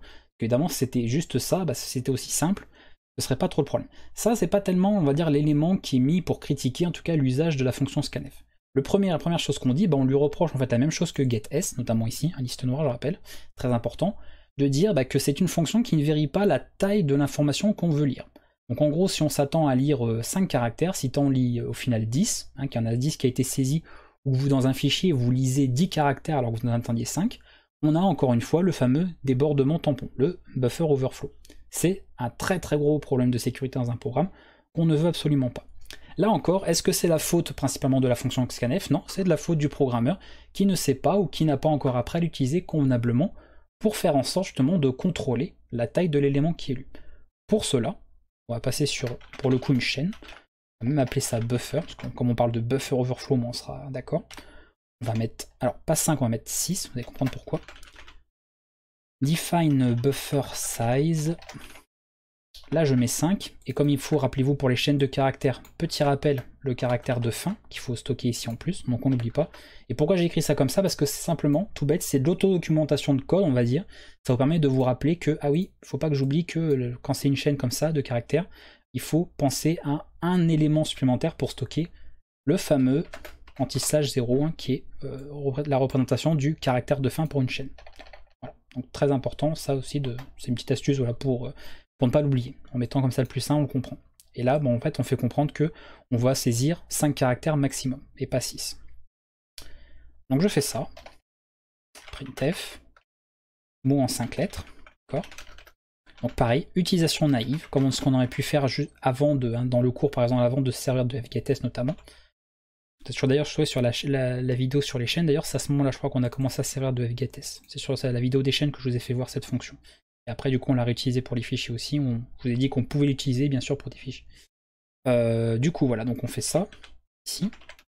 Là, pas de e-commercial, puisque c'est déjà une adresse. Et j'ai rien oublié, c'est bon. Donc ça, utilisation très naïve, pas sécurisée du tout. Je rappelle, on fait juste un usage standard, basique de la fonction, qui est pas du tout propre, pas du tout à faire. Et voilà. C'est encore une fois pour que vous compreniez pourquoi. Mot saisi, buffer. Par contre, j'ai un problème, il met... Attendez, j'ai oublié quelque chose, parce que j'ai un caractère qui se ferme tout seul. Mon éditeur, là, il est pas content. Non. Bon. Son compilateur, vous inquiétez pas que la compilation, là, s'il y a un truc qui va pas, voilà, il va vite me le dire. Ok. J'entre pareil, bon scénario, j'entre exactement ce qu'on attendait. Pas de problème, aucun problème. Si encore une fois je commence, je vais pas refaire la même histoire, à noter autre chose ou dépasser, c'est-à-dire noter plus de caractères que nécessaire, je vais faire un débordement tampon, c'est pas génial, on ne veut absolument pas de ça, d'accord? Eh bien l'information peut être parfaitement contrôlée. En plus de contrôler ce qu'il faut, c'est pas on fait l'un ou l'autre, il faut tout faire, c'est-à-dire pour un bon usage de scanf, il faut en premier vérifier, donc contrôler le retour de la fonction, d'accord, ça c'est obligatoire, et aussi limiter, donc c'est-à-dire contrôler la taille de la donnée à lire. Et ça, on peut le préciser grâce aux éléments ici de formatage qu'on a pour ces fonctions-là. Ça fonctionne parfaitement. Ici, entre le % et l'identificateur pour dire quel type de données vous voulez récupérer, d'accord, donc ici en l'occurrence pour une chaîne, vous indiquez un nombre représentant le nombre de caractères en l'occurrence que vous voulez lire. Donc moi, c'est le fameux buffer ici, qui est de 5, donc je vais dire 5. Vous mettez ça, et là, je vais faire ça, j'ai pas recompilé, donc évidemment, il va y avoir des surprises. Voilà. Si je note 5 caractères, pas de souci. Si je note beaucoup plus, alors je vais pas faire comme ça, parce que du coup on va rien comprendre. D'accord? On voit qu'il n'y a pas, vous voyez, il n'y a pas eu démordement tampon, pas de problème. La fonction scanf a lu 5 caractères, et après elle s'est tout simplement arrêtée. Voilà. Alors, petite parenthèse, est-ce que le reste de ce qu'elle a lu ici, en fait elle a rien lu? Non. Attention, c'est pas que la fonction elle s'est dit tiens, hop, comme ça, terminé. Elle a lu les caractères, et éventuellement, parce que n'oubliez pas qu'il y a aussi des caractères de fin de chaîne, de retour à ligne, tout ça, on va en parler d'ailleurs un peu plus en détail après, peut éventuellement être capturé et mis dans ce qu'on appelle le tampon. En bref, quand vous lisez par exemple une information, vous avez ce qu'on appelle le tampon d'entrée, donc c'est en l'occurrence ici stdin, d'accord, l'entrée standard, hein, pour être plus exact, qui va capturer tout ce que vous lui passez, d'accord. Scanf en fait, elle opère directement sur stdin, sans lui le préciser. Vous voyez que nulle part dans les paramètres, dans les arguments, on lui dit il faut faire ça sur stdin. Elle n'en a pas besoin parce qu'elle le fait automatiquement là-dessus. Donc elle va lire tout ce qu'elle peut lire là-dessus, y compris éventuellement quand vous allez faire entrer sur votre clavier pour valider la saisie, eh bien elle va valider tout simplement éventuellement un caractère de fin de chaîne, dans certains cas, mais on va revenir dessus, ou éventuellement le fameux retour à la ligne qui a été produit quand vous appuyez sur la touche entrée de votre clavier. Elle capture tout. Donc si elle capture 5 premiers caractères, il peut y avoir des résidus d'informations, et vous allez voir que ça peut poser problème, et on va revenir de toute façon dessus aussi, puisqu'on va voir comment on peut s'en débarrasser par la suite. Donc ça, alors là c'est pas suffisant, parce qu'évidemment on devrait effectivement s'assurer de ça, on va faire encore un arrêt, tiens, après tout, on pourrait garder l'information aussi là, voilà, printf, je l'ai enlevé, mais en fait non, on va pas l'enlever, on va le garder, cette information là, et du coup, on recompile, hein, on rebelote, voilà. Si je fais ça, d'accord, affectation, si je fais tac, d'accord, on a l'information qui est bien saisie. Donc là, ça montre bien, pourquoi je voulais vous montrer le retour, que en fait, on n'a pas une erreur de saisie. Si on avait une erreur de saisie, la fonction ici aurait retourné 0. Là, elle a bien réussi à affecter, et heureusement qu'on a contrôlé la taille, parce que sinon, elle aurait essayé d'affecter beaucoup plus grand. Là, grâce à ce 5 ici, on lui précise bien 5 caractères, et du coup, elle ne va lire que 5 caractères. Une fois qu'il y a au-delà de 5 caractères, ça ne passe pas. Alors ce n'est pas suffisant, parce qu'on va dire décidément, c'est pour ça que vous voyez, finalement c'est pas tellement que la fonction voilà, est mal faite ou autre, c'est que comme ça demande, c'est assez contraignant à utiliser, hein, si on veut faire les choses proprement, beaucoup de gens préfèrent dire bon non, moi flemme, je n'utilise pas, j'utilise plutôt fgetS, mais pour autant fgetS on va vite voir après aussi, parce qu'on va revenir dessus, même si on l'a déjà vu dans le cours, que voilà, ça pose pas de problème de sécurité en soi, par contre ça pose des problèmes esthétiques qui sont assez casse-pieds aussi quand on programme. On va revenir dessus de toute façon. On fait combien? Ouais, ça commence à faire une longue vidéo, mais c'est important, on a beaucoup de choses à voir. Ici, on a également, et là bon, ça concerne évidemment d'autres éléments aussi au niveau de la programmation. Nous avons fait, d'accord, une demande de chaîne de caractères, et dans un cas où on a demandé 5 caractères. En informatique, le problème, c'est que un caractère, ça peut tout à fait être ça. Là, je viens d'entrer un caractère, c'est un espace blanc. D'accord. Là. Et je fais ça, et là vous voyez, il ne passe plus rien. Je vais faire un CTRL C avant que le programme plante. Et on voit du coup ret-1. Donc là du coup vous voyez tout a planté. Voilà. Pourtant à la base c'est dommage que le code avait l'air de bien fonctionner, d'être tout à fait sûr, sécure, etc. Et au final non. Voilà. Si je fais des espaces et qu'en plus je dépasse la taille, ça pose problème. C'est assez embêtant. Alors, il faut savoir une chose, et ça c'est encore une fois, souvent les gens ne le savent pas parce que ils ne l'ont pas forcément appris ou ne l'ont pas étudié, et du coup, quand on fait usage de certaines fonctions qu'on ne connaît pas un minimum, il se passe des choses inattendues. Comment en fait se comporte une fonction comme scanf vis-à-vis des identificateurs, donc vis-à-vis des données que l'on veut lire. D'accord ? Il faut savoir que la fonction scanf, elle va supprimer par exemple les espaces, donc ça posera pas de problème en fait avec des espaces. Par contre, elle va pas supprimer des espaces avec certains petits de caractères bien précis. En gros. Donc là, comme je veux lire, et ça je vais le faire par contre avec... comment je peux faire ça? Est-ce qu'on peut le faire? En fait on va le garder ici. Alors déjà je vais vous mettre des notes quand même, ça va être important pour vous. En gros, une chaîne, d'accord? Une chaîne en C, par exemple c'est un mot, ok? Et ensuite un anti/0 qui est le caractère de fin de chaîne. C'est le moyen en informatique qui permet de dire la chaîne s'arrête là. Comme ça, s'il y a d'autres données, on sait où est-ce qu'elle a commencé et on sait où est-ce qu'elle s'arrête. D'accord? Donc vous voyez qu'il faut compter tous ces caractères, plus ce caractère-là, d'où le fameux plus 1 ici qu'il y a. Quand on fait, du coup, un %s, ici, donc on va par exemple ce qu'on a fait ici, là, il n'y a pas de problème, la chaîne elle est valide, c'est-à-dire qu'on lit une chaîne, ici, et le scanf va parfaitement, donc c'est lui qui s'en occupe, il va se charger d'ajouter ce fameux anti/0 à la fin, pour rendre la chaîne valide. Parce qu'une chaîne de caractères, on sait, si elle n'a pas ce caractère de fin, elle n'est pas valide, ce n'est pas une chaîne en soi. D'accord? Très important de prendre en considération ça. Donc ça, c'est scanf avec %f. Maintenant, si à un moment donné, et là on va changer un peu l'exemple, on va faire letter, interet, on va mettre une lettre. J'essaie de changer un peu les types, à faire toujours les mêmes, que vous voyez plusieurs cas différents. C'est quand même plus intéressant de voir ça comme ça. On va mettre ça comme ça. Donc ça, c'est pour capturer un caractère. Je vous apprends rien. Ça on peut le dégager. Pour le moment en tout cas. Alors c'est pas mot saisi, du coup, c'est lettre saisie, later, ici. D'accord? On recompile, on teste ça. Là évidemment, ça lui... Alors par contre, oui, attendez. Oui, c'est normal. Ouais, là c'est pas bien, oubliez le et commercial. Et là du coup, j'ai encore fait des bêtises. Ok. Faire attention, vous voyez, quand on passe d'une chaîne à un simple caractère, c'est deux choses différentes. Donc là, pareil, scénario, pas de problème, ça fonctionne. On voit même que le scanf va bien retourner l'information, pas de souci.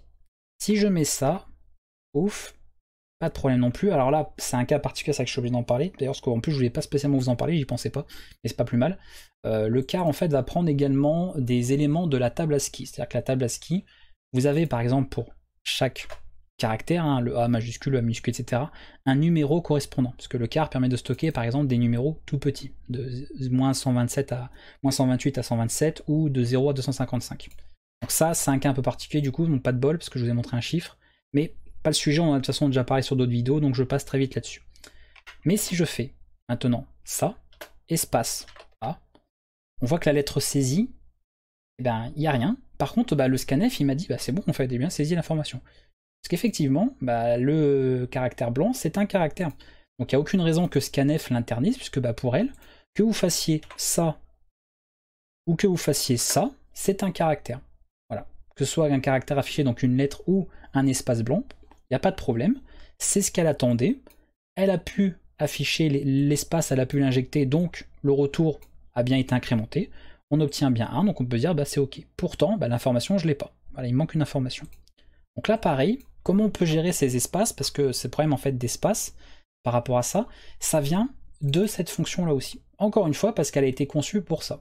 Là où, avec une chaîne de caractères, avec la saisie d'un entier, c'est-à-dire si vous saisissez l'âge, comme on a vu tout à l'heure, vous avez vu, pas de problème, d'accord? Elle va pouvoir gérer ça, parce qu'en gros, l'âge, si je fais ça par exemple, et que je voulais saisir l'âge, il faudrait saisir un espace et ensuite un entier là. D'accord? Ça poserait pas de problème, c'est géré parfaitement. Pour la chaîne de caractères, on pourrait gérer, etc., etc. Par contre, dans le cas du caractère, donc de l'identificateur pour les caractères, et on va en voir un autre un peu après, là où ça pose problème, c'est que les espaces, en fait, ça ne les supprime pas.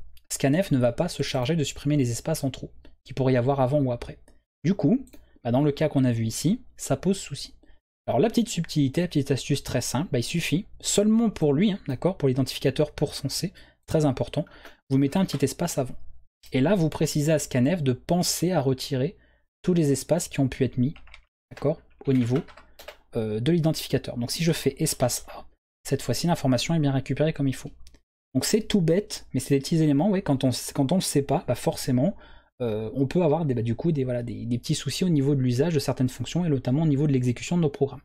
Donc très important, puisque par défaut, alors déjà pour la chaîne de caractères, c'est-à-dire le %s, ici, scanf va ajouter le caractère de fin, d'accord, automatiquement, donc ça pas de souci.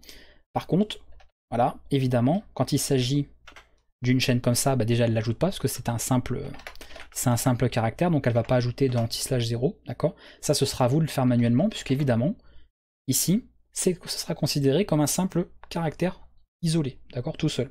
Donc si par la suite, je sais pas, moi on veut par exemple faire ça, de dire, alors je vais pas forcément vous recompiler un exemple, parce que d'après ça va commencer à faire très très long, je dis, en fait ici, je veux lire 25 caractères, ce serait tout à fait possible après tout. 25 caractères isolés, ça fait quoi? Ça fait une chaîne. Mais du coup, ce serait stocké dans... Alors non pas ceci, mais dans 26. Comme ça. Ça fonctionnerait en faisant ça comme ça. D'accord? Parce que je lui dis, 25 caractères isolés, tu les stockes ici, ça c'est une chaîne. Elle prendra bien les 25 caractères isolés qui formeront une chaîne. D'accord? Une chaîne, c'est une chaîne de plusieurs caractères différents. Donc on pourra gérer ça de cette manière et après afficher là avec un pourcent, etc. Je vous le compile pas, etc. Parce que là c'est pour expliquer un peu le principe. On peut vérifier ça. Par contre en soi, là le code ne fonctionnerait pas parce que la chaîne n'est pas valide en elle-même. Parce que dans le cas du %C, de l'identificateur de caractère, comme c'est pas à la base prévu pour une chaîne mais pour un simple caractère, on n'a pas de caractère de fin de chaîne. Donc il faudra manuellement, donc déjà prévoir un espace qu'il faut, et vous-même manuellement, si vous venez à faire ce genre de lecture, ajouter le fameux anti/0 à la fin de la variable, donc en l'occurrence du buffer, que vous utilisez pour stocker ça. Alors généralement, bon, on s'embête pas à lire des caractères comme ça automatiquement un à un. On va prendre une chaîne, soit à taille fixe si on contrôle exactement la longueur des données qu'on lit, soit à taille variable. Dans ce cas-là, on fait de l'allocation dynamique, mais c'est évidemment pas le sujet non plus de la vidéo. Donc plein de moyens comme ça d'effectuer ce genre d'informations. On va revenir également très rapidement sur un autre exemple, et après on terminera avec l'usage de fgetS en l'occurrence, et on parlera vite fait de quelques conversions pour terminer. Donc là, beaucoup d'informations que je voulais vous montrer évidemment par rapport à ça. Ce qui est à savoir aussi, que je n'oublie pas un petit peu, je vais l'enlever. Qu'est-ce que je peux garder? Attendez. Ça on va le garder. On va reprendre l'exemple, peut-être refaire un. Hop.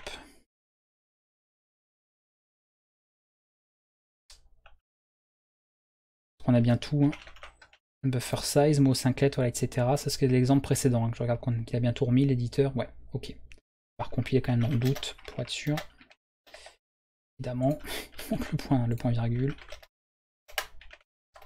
Voilà. On met ça. Il habille James Jazoua parce que j'ai marqué ça n'importe comment. Ici, bien sûr, voilà. Hop, ok. Très bien. Donc là, vous voyez d'ailleurs, l'anti/chaîne, hein, paf, il a fonctionné. Donc ça, c'est bon. On a récupéré l'information. Passons à autre chose. On peut aussi aller plus loin, parce que je vous ai parlé d'identificateurs standards pour les entiers, pour les chaînes, pour les caractères, pour les flottants, etc. Bref, on a vu pas mal d'identificateurs qu'on a abordés dans le cours. Mais il faut savoir aussi que ces fonctions avec formatage permettent également de travailler avec des expressions rationnelles. Les expressions rationnelles au moment où cette vidéo a été enregistrée, donc si vous la regardez pas longtemps après sa publication, je n'ai pas encore fait de vidéo sur les expressions rationnelles sur la chaîne. Ça fait partie des choses prévues, mais comme il y a énormément d'éléments à voir, voilà, c'est une vidéo qui est à préparer, et sur plein de choses différentes, parce que vous verrez qu'il y a plusieurs syntaxes, c'est surtout ça en fait qui pose problème. Donc il y a une vidéo de prévue de toute façon, qui n'est pas encore enregistrée au moment où j'ai publié cette vidéo, mais qui est prévu de toute façon, et qui sera peut-être déjà en ligne si vous voyez cette vidéo plus tard, concernant les expressions rationnelles. En gros, les expressions rationnelles, c'est pour valider un schéma d'information. Par exemple, si on peut servir des expressions rationnelles en web pour valider une adresse email, pour être sûr que c'est bien une adresse email, valider une adresse IP, valider un code postal, ce genre de choses. On peut se servir de ça. Et bien ces fonctions comme scanf notamment, peut utiliser les expressions rationnelles pour fonctionner, avec un autre système d'identificateur. Au lieu d'utiliser un %S, %C, %D et compagnie, on va utiliser le % crochet, qui va prendre évidemment un certain nombre d'éléments. Donc ça fonctionne toujours de cette manière-là. Le %, d'accord, éventuellement une valeur numérique pour indiquer la longueur de ce qu'on veut lire, et ensuite un identificateur. C'est-à-dire que là, par exemple, quand on faisait ça, 5S, rien ne vous empêchera de faire ça. On lit 5 informations, donc 5 caractères a priori, en fonction de l'expression rationnelle qu'on va avoir mis ici entre les crochets. Et je vais vous montrer en pratique ce que ça donne. Par exemple, je veux lire, sans parler de ça, que... Je vais y arriver, décidément, j'ai du mal. Je commence à fatiguer, hein, la vidéo commence à traîner en longueur. Que des minuscules, d'accord, je fais ça. Pour dire de lire que des minuscules, donc je précise, non pas un %S, je vais mettre %, et je vais utiliser, alors, d'ailleurs on pourrait mettre que des, on va faire même ça, que des A, ou B, ou C. On va aller étape par étape. Je peux utiliser cette expression rationnelle là entre crochets. Vous mettez à l'intérieur des crochets les éléments que vous voulez capturer par la lecture ici. Je rappelle que de toute façon on ne pourra pas lire grand chose, c'est-à-dire que 5 caractères on fait assez court pour pas avoir des chaînes trop longues. Compiler. Ici. Donc là je vais rentrer, bon si je fais ça 1, 2, 3, 4, 5. D'accord, alors il a saisi 2 parce que j'ai noté. C'est quoi, j'ai mis A, B ou C? Regarde 6. Ah oui, parce que c'est normal, c'est parfaitement normal. Je m'inquiète en me disant mince, c'est bizarre. Parce que je devais pas noter ça tout de suite. Donc en gros, si je fais ça, d'accord, ça fonctionne.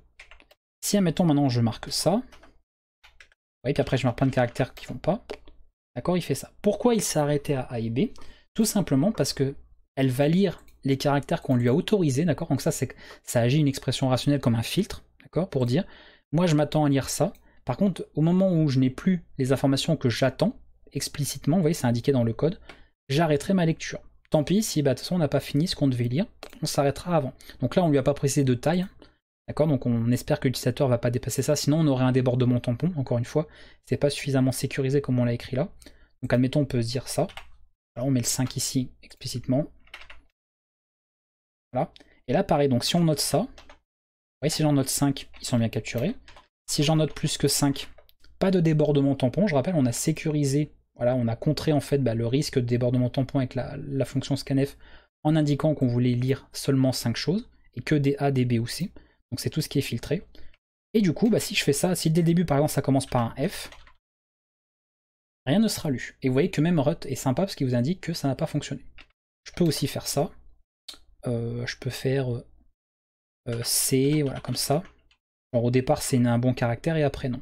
Et l'arrêt pour le coup est bon, mais on a récupéré que l'élément qui devait être lu.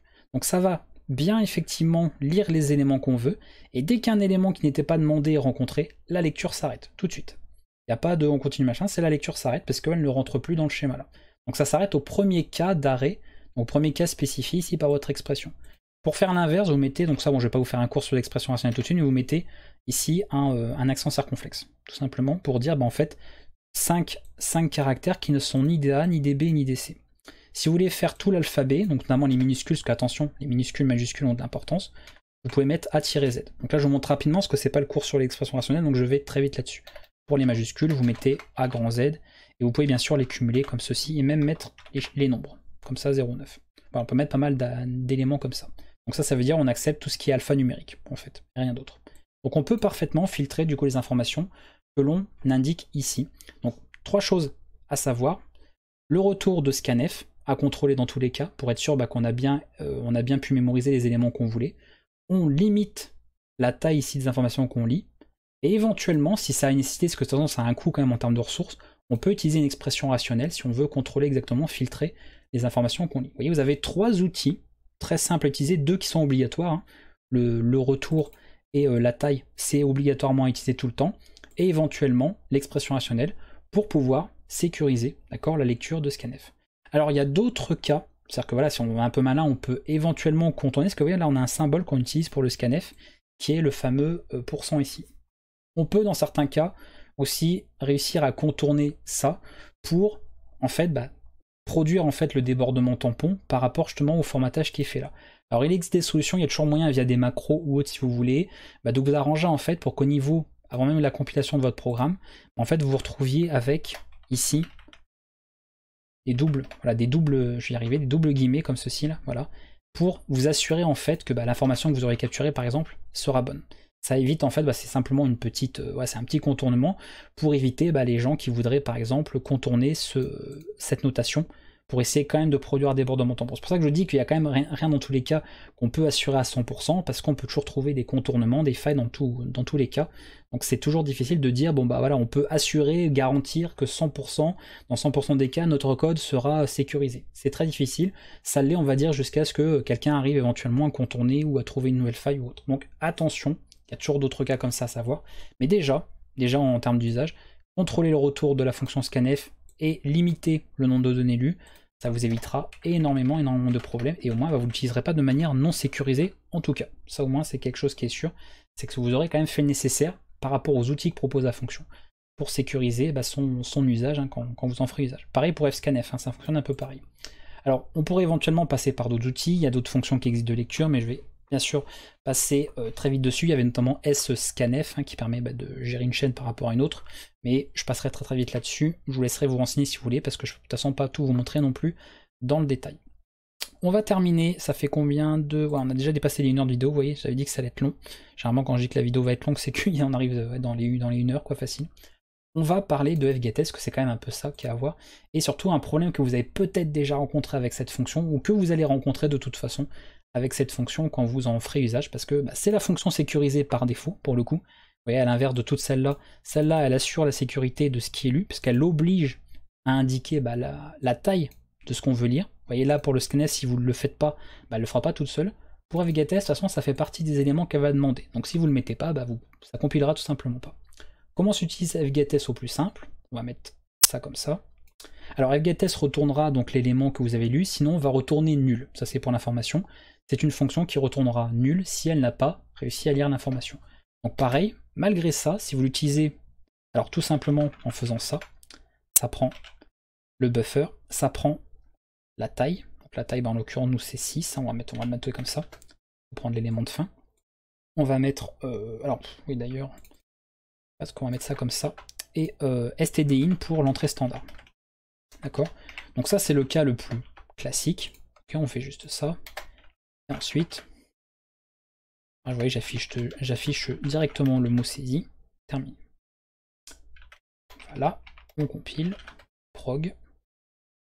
Il demande la saisie, c'est normal, je note l'information. Voilà, alors évidemment, il me semblait, j'avais un petit doute, mais voilà, dans le doute, préféré être sûr, il fallait bien capturer l'anti/0. Comme ça, où je me dis, tiens, est-ce que c'est ça, est-ce que c'est pas ça? Voilà. Je note l'information, pas de problème. Si je fais plus, de toute façon, la fonction s'arrêtera à ça. D'accord? Si je fais ça, 3, 4, 5, d'accord, elle capture également les espaces. Ce que je ne vous l'ai pas dit, ce que je peux encore une fois pas tout vous dire, pour le scanner, de toute façon vous l'avez déjà remarqué, elle s'arrêtera à l'espace rencontré, d'accord, sauf si dans le formatage, vous dites, voilà, vous indiquez que vous voulez le capturer. Mais si vous l'indiquez pas, par exemple, vous demandez, je sais pas moi, un prénom, d'accord, simplement que vous mettez un %S dans le scanf, si la personne s'appelle Jean-Pierre et qu'au lieu de mettre un tiret entre les deux, il met un espace, et ça va bien capturer le mot Jean, et puis le Pierre il sera perdu. Enfin, il restera dans le tampon d'entrée, et l'information n'aura pas été récupérée par le scanf. Donc, pareil, je ne l'ai pas dit, mais effectivement, scanf s'arrêtera au premier espace blanc rencontré, par rapport à ça. Donc attention à cet élément-là. Là, vous voyez, FGetS le capture. Il n'y a pas de sa capture telle quelle. Alors ça, bon, ça peut être pas mal quand on a cette information comme ça. On se dit c'est super, ça fait bien le boulot, elle est déjà sécurisée au départ, donc c'est vrai qu'on n'a pas trop besoin de se prendre la tête par rapport à ça.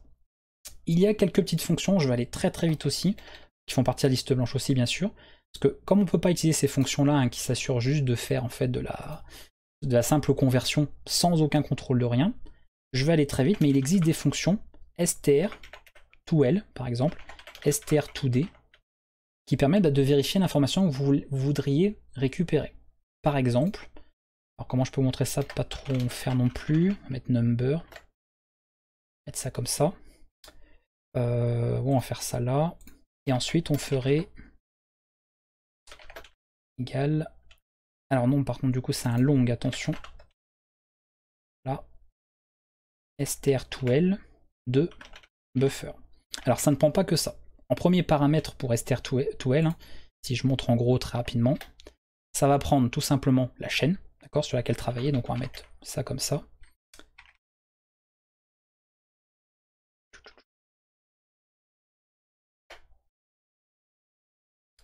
D'accord, par contre c'est un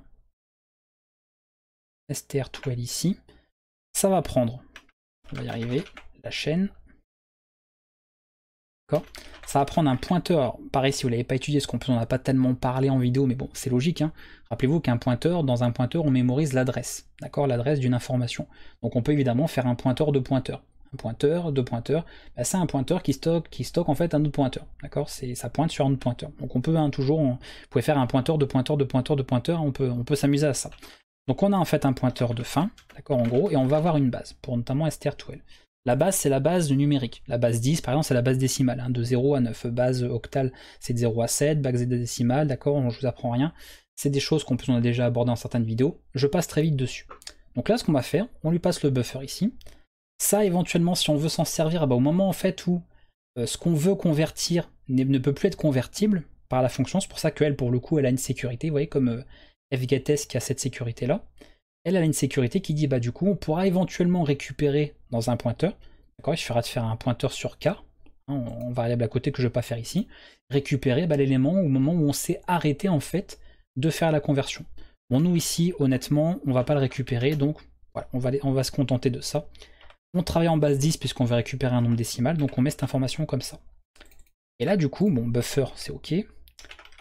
Du coup, oui, on va plutôt faire ça. Oui, c'est ça en fait. Printf. J'essaie de pas trop traîner pour finir cette vidéo quand même, mais je vais pas faire n'importe quoi non plus. On fait number.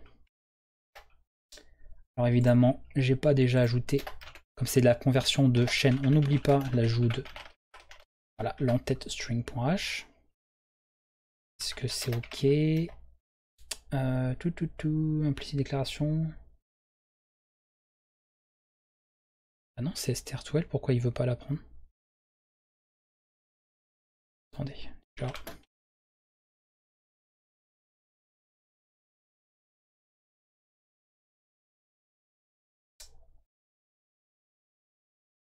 Déjà. Ça c'est bizarre parce que du coup, il veut pas la prendre. C'est juste un avertissement ou c'est une erreur de compilation? Non, c'est une erreur de... Oh, c'est bizarre ça par contre. Ah attendez, je l'ai pas... Parce que des fois... J'ai pas ajouté la bonne en tête. C'était donc ça. C'est pas dans string.h, ce str, ça c'est dans stdlib, c'est dans la bibliothèque standard. Ok. Ok, donc on saisit, voilà, n'importe quoi. Voilà. Nombre 0, parce qu'évidemment, si on essaie de convertir mon prénom en un nombre, ça ne passe pas. Donc vous voyez, il y a une sécurité quand même. Alors, on n'a pas vérifié exactement le retour, hein, on devrait travailler, de toute façon le retour est récupéré à ça, et contrôler le retour, parce que si la conversion ne se fait pas, ces fonctions comme str2l, str2d, hein, etc., ou strOUL si on veut travailler sur des valeurs non signées, donc seulement positives, vont retourner 0. Donc là, il suffirait de contrôler ça et de voir si ça retournait 0. D'accord, donc la rigueur, même je suis pas obligé de mettre ça ici, eh bien c'est qu'elle n'a pas fait la conversion et que ça n'a pas fonctionné. Et effectivement, on peut, vous voyez, gérer l'erreur. On pourra dire que la conversion n'a pas fonctionné. Ce qui n'aurait pas été possible avec ces fonctions-là, qui de toute façon vont essayer de convertir, et si ça marche pas, tant pis. Tant pis pour nous, voilà, on fera comme ça. Donc il faut utiliser des fonctions qui permettent déjà de base de sécuriser justement les conversions qu'on fait. Et sinon, parce que c'est ça quand même que je voulais montrer, si je note ça, donc vous voyez, je mets plus que 5 caractères, on récupère bien les 5 premiers caractères, ça a bien pu être convertible en nombre, et du coup on a bien stocké dans number, et bien le nombre en l'occurrence. Et ça maintenant, c'est une valeur numérique avec laquelle on va pouvoir faire des calculs, travailler, etc. avec. Alors que si c'était resté une chaîne, ce serait une chaîne de caractères, donc un type complètement différent. Voilà, donc ça c'était un point pour la conversion rapide. Et on termine enfin cette vidéo avec la partie sur FGTS, un problème que vous aurez certainement rencontré un moment ou un autre par rapport à son usage. Donc là, on avait fait un premier. Alors, je vais revenir peut-être sur du code. Tac, tac. On va reprendre un truc basique. C'est la fin de la vidéo. On va terminer là-dessus. Donc, après, les notes, encore une fois, les notes, c'est à vous de les prendre aussi. J'en mets toujours un petit peu dans mes vidéos, mais c'est pas pour vous dire, vous vous contentez pas forcément que de ce que j'inscris ici en commentaire. N'hésitez pas à prendre un maximum de notes pour comprendre tout ce qu'on aborde ici. Donc là 6 normal, bon j'aurais pu remettre d'ailleurs, pour être plus propre j'aurais pu faire ça comme ça. Sinon à ce moment là ma macro elle sert pas beaucoup.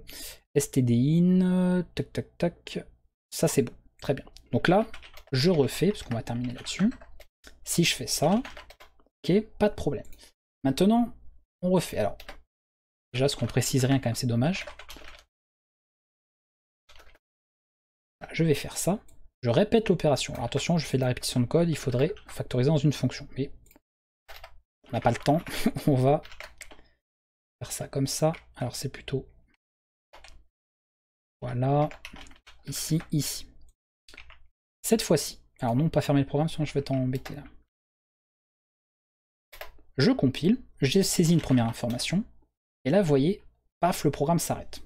Donc là, déjà, c'est embêtant parce qu'on a effectivement donc l'information au premier qui a été lue. Et la deuxième, j'ai même pas eu le temps de saisir quoi que ce soit. Ça revient sur le prompt, d'accord, la saisie s'est arrêtée. Ça, c'est un problème que vous êtes nombreux forcément à avoir rencontré déjà, parce que j'ai eu beaucoup évidemment de messages de demandes d'aide par rapport à ça, et vous serez certainement encore tout autant nombreux à avoir ce souci-là également. Alors, il y a plusieurs informations à savoir. Et c'est pareil d'ailleurs si je fais, regardez ça. Vous voyez qu'en plus là le reste, vous voyez, de la partie ici se retrouve dans l'autre lecture. Donc ça peut être encore pire, on peut se retrouver avec des exemples bizarres. Donc vous voyez, fonction sécurisée avec getS, mais ça veut pas dire pour autant que tout fonctionne bien comme on le voudrait. Pour ça que, bon, ça posera pas de problème hein, de débordement tampon, ça peut pas arriver puisque la taille est précisée ici à la lecture, comme si vous faisiez scanf en précisant la taille. Là on peut pas tricher là-dessus, hein, à ce niveau-là. Pour autant, bah, des fois on peut avoir des choses qui se passent pas très très bien. Comme je vous disais au niveau de la mémoire tampon, quand vous avez des données à lire, bon bah elle effectivement elle se contente de lire un certain nombre de données, et après elle s'arrête. Pour autant, ça veut pas dire que le reste, bah, on s'en est débarrassé. Il y a toujours ce fameux tampon d'entrée, d'accord, de lecture, qui contient des données. Donc dès que vous allez vouloir réutiliser le tampon d'entrée pour attendre de nouvelles données, comme il y avait des données précédemment qui étaient à l'intérieur, eh bien elles vont être stockées. Et c'est pour ça bah, qu'on a cette fameuse, vous voyez, fin de programme qui se produit, avec bah, le reste finalement de ce que j'avais là. Donc c'est assez embêtant par rapport à ça. Parce que du coup, si je note, voilà, je mets 2 fois le prénom, donc ça fait 2 fois 5, bah là je retrouve 2 fois le nom, et enfin, c'est pas du tout ce qu'on voulait, d'accord? On a séparé les choses, mais on voulait absolument pas ça. Donc c'est assez problématique, et en plus, vous voyez, même pas d'affichage, rien du tout, donc il nous manque des informations. On a pas mal d'informations qui n'ont pas terminé en fait au niveau de l'exécution du programme. Alors il peut y avoir des cas à prendre en compte. Déjà, bah, c'est que la fonction fgetS, c'est ça qui dérange beaucoup de gens aussi, qui est un peu embêtant. Alors, dommage hein, pour les développeurs feignants, parce que bah, le problème c'est que si vous êtes feignant même pour fgetS, bah, dommage, c'est pas suffisant. Il faut faire des choses aussi. C'est une fonction qui va ajouter un retour à la ligne. Et du coup, bah, le retour à la ligne, c'est-à-dire que même si je fais ça, hop, et bah, le retour à la ligne, alors je peux mettre ça comme ça, vous voyez, il sera pris en compte, en fait, comme un caractère, parce que de toute façon, il est ajouté en tous les cas. Je peux même, voilà, essayer de voir, on peut tenter des trucs comme ça. Noter n'importe quoi, on peut faire ça comme ça, anti/0, et vous voyez, on se retrouve avec des choses un peu bizarres. Du coup, on se dit mince, voilà. Le 0 là n'a pas été capturé, on a quand même l'anti/, bref, on a vraiment, bon, du coup, des résultats assez bizarres. Donc le fgetS va déjà ajouter un anti/n, ce qui est assez problématique, parce que nous on ne le veut pas. Il faut savoir que c'est une fonction, je rappelle, hein, parce que on l'a déjà présenté dans le cours, donc je vous refais pas tout le détail de la fonction en elle-même, hein, on en a déjà parlé dans le cours en C. C'est une fonction qui, pour le coup, ne va pas lire en fait un format directement sur un ensemble de données formatées, mais va lire une ligne, d'accord, une ligne d'information. Donc là, bah, en gros, elle va lire tout ce que vous lui donnez au moment de la saisie. Elle va limiter le nombre d'éléments récupérés grâce à son deuxième argument ici, mais c'est tout. Pour autant, il peut y avoir d'autres informations qui restent, encore une fois, dans le tampon de lecture, et qui seront peut-être bah, voilà, réutilisées par la suite. Donc première chose qu'on peut faire et qu'il faut savoir aussi, je crois que de toute façon j'en avais déjà parlé dans le cours, mais c'est bien de toute façon d'en reparler ici, ce qu'il faut le savoir, c'est de vider le tampon d'entrée. Première chose, dans les fonctions, alors pas forcément en liste noire, mais attention, c'est pas une fonction à ne pas utiliser, c'est surtout à ne pas utiliser avec cet argument-là. Le fflush, il y a 2 F d'ailleurs, en passant en argument stdin n'est absolument pas à faire. Ça c'est pareil, si un jour vous faites ça, vous allez vous faire dégommer. C'est absolument faux, archi faux. Pareil, c'est bon là, je suis pas du genre à cracher sur les autres supports, mais si un jour vous achetez un livre, ou vous allez sur un site ou un forum, n'importe quoi, et vous trouvez sur un code ce genre d'exemple, où voilà, le livre, vous pouvez le revendre, vous pouvez le donner, vous pouvez faire ce que vous voulez, en débarrasser, on ne brûle pas des livres, hein, attention, c'est important, c'est de la connaissance, mais voilà, vous pouvez vous le mettre dans un tiroir, bref, on s'éloigne de ça. Ça, c'est le mal incarné, c'est on ne peut pas. En gros, qu'est-ce que ça veut dire? Ça veut dire ça. On essaye, alors déjà on utilise une fonction qui travaille sur des tampons en sortie, d'accord, par exemple de l'affichage, et avec ce genre de fonction qui est conçue, hein, qui a été conçue pour faire ça, on lui dit bah tu dois essayer de vider un tampon d'entrée. Donc j'ai même pas besoin de vous en dire plus, si vous voulez vous renseigner sur cette fonction en détail, savoir bah, comme pour scanf, hein, son comportement bien précis, bien détaillé, vous verrez exactement comment elle fonctionne et vous comprendrez de vous-même, sans que je vous l'explique en détail, pourquoi ça c'est absolument pas tolérable et pas possible. Tout simplement parce que bah, ça peut très bien fonctionner comme ça peut ne pas fonctionner du tout. Voilà, parce que comme elle n'est pas conçue pour travailler sur des tampons de lecture, bah forcément, des fois elle peut réussir à s'en sortir et ça fonctionne bien, et des fois non, et on obtient donc un comportement complètement indéfini, indéterminé. Voilà, il y a des cas où vous direz bah tiens ça a fonctionné, d'autres cas bah non, cette fois ça fonctionne pas. Vous passerez le programme à quelqu'un, ça fonctionnera pas, il va relancer une deuxième fois le programme, ça fonctionnera. Bref, comme c'est absolument indéterminé, indéfini, on ne fait pas ça. Fflush s'utilise que sur des tampons de sortie, d'accord, des tampons d'écriture. Donc ne faites pas ça. Du coup, comment on fait pour libérer le tampon de lecture nous-mêmes? Et pourquoi d'ailleurs, on pourrait se même poser la question, pour terminer, pourquoi le langage ne le propose pas? Parce que tout ce qui est finalement tampon de lecture, d'écriture, etc., ce n'est pas quelque chose qui appartient, en fait, on va dire, hein, le terme n'est pas très exact, mais on va dire ça comme ça, qui appartient au langage de programmation en lui-même. C'est votre système qui gère ça, en fait. C'est Windows, c'est GNU Linux, c'est macOS, c'est Android, etc. c'est à lui que revient, hein, c'est vraiment là on est dans de la programmation encore plus bas niveau, on est dans l'utilisation, dans le fonctionnement de votre système, qui définit des tampons de lecture, d'écriture, etc.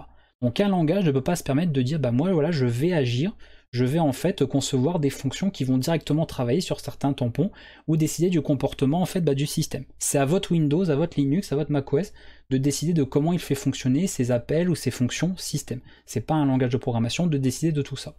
Du coup, on est obligé, d'accord, donc c'est pas, voilà, ne pensez pas que les développeurs étaient pour le coup feignants, ils n'ont pas été foutus de faire une fonction pour faire eux-mêmes ça directement prévu dans le langage, c'est juste qu'on peut pas le faire, parce que ce serait du coup, on produirait un programme qui n'est pas portable, qui n'est pas fonctionnel partout, donc vous devez manuellement faire votre propre fonction pour vider ce fameux tampon d'entrée. Il existe plusieurs façons de faire, mais la façon la plus, alors là on va dire qui est pas trop coûteuse et qui est quand même très très simple pour tout le monde, c'est de faire, bon déjà, on va faire une petite fonction, on va l'appeler input buffer, d'accord. Donc vous voyez, elle retourne rien, elle ne prend rien en paramètres. Vous initialisez une variable, bon moi je l'initialise à 0, c'est mieux que simplement la déclarer, hein, plus propre, hein, c'est tout. Et en fait, tant que ce que vous lisez ici, hein, d'accord, donc c'est-à-dire que c'est un entier simplement, est différent d'un anti, alors c'est pas d'un anti-slash c, c'est un anti-slash n, donc d'un retour à la ligne, d'accord, très important, et que le caractère que vous apprêtez à lire est différent de end of file, donc c'est une macro en fait, un IOF, hein, pour fin de lecture, fin de fichier ou peu importe, on demande de faire une récupération, donc un getChar, c'est-à-dire qu'il va lire simplement un caractère de cette manière-là. Voilà. Donc en fait ça veut simplement dire de faire appel à getChar, le mémoriser dans C, autant de fois que nécessaire jusqu'à rencontrer un caractère de retour à la ligne ou IOF. Ça va permettre de dire s'il reste des éléments dans le tampon d'entrée, parce que ça, getChar, quand on va l'appeler, elle va justement accéder au tampon d'entrée. Si elle trouve des informations, vous voyez, on va s'en débarrasser. On va les mémoriser à chaque fois dans C, mais on va rien en faire. Vous voyez, on n'affiche pas une seule fois les informations, on travaille pas avec. Voilà, on les jette, jusqu'à arriver sur le anti/n, ou le fin de fichier, on s'arrête et on quitte. Ça, c'est un flush, très simple à faire. Il y a encore une fois d'autres implémentations possibles. Celle-là me semble suffisamment simple et compréhensible par rapport à ça, pour vider et efficacement le tampon d'entrée.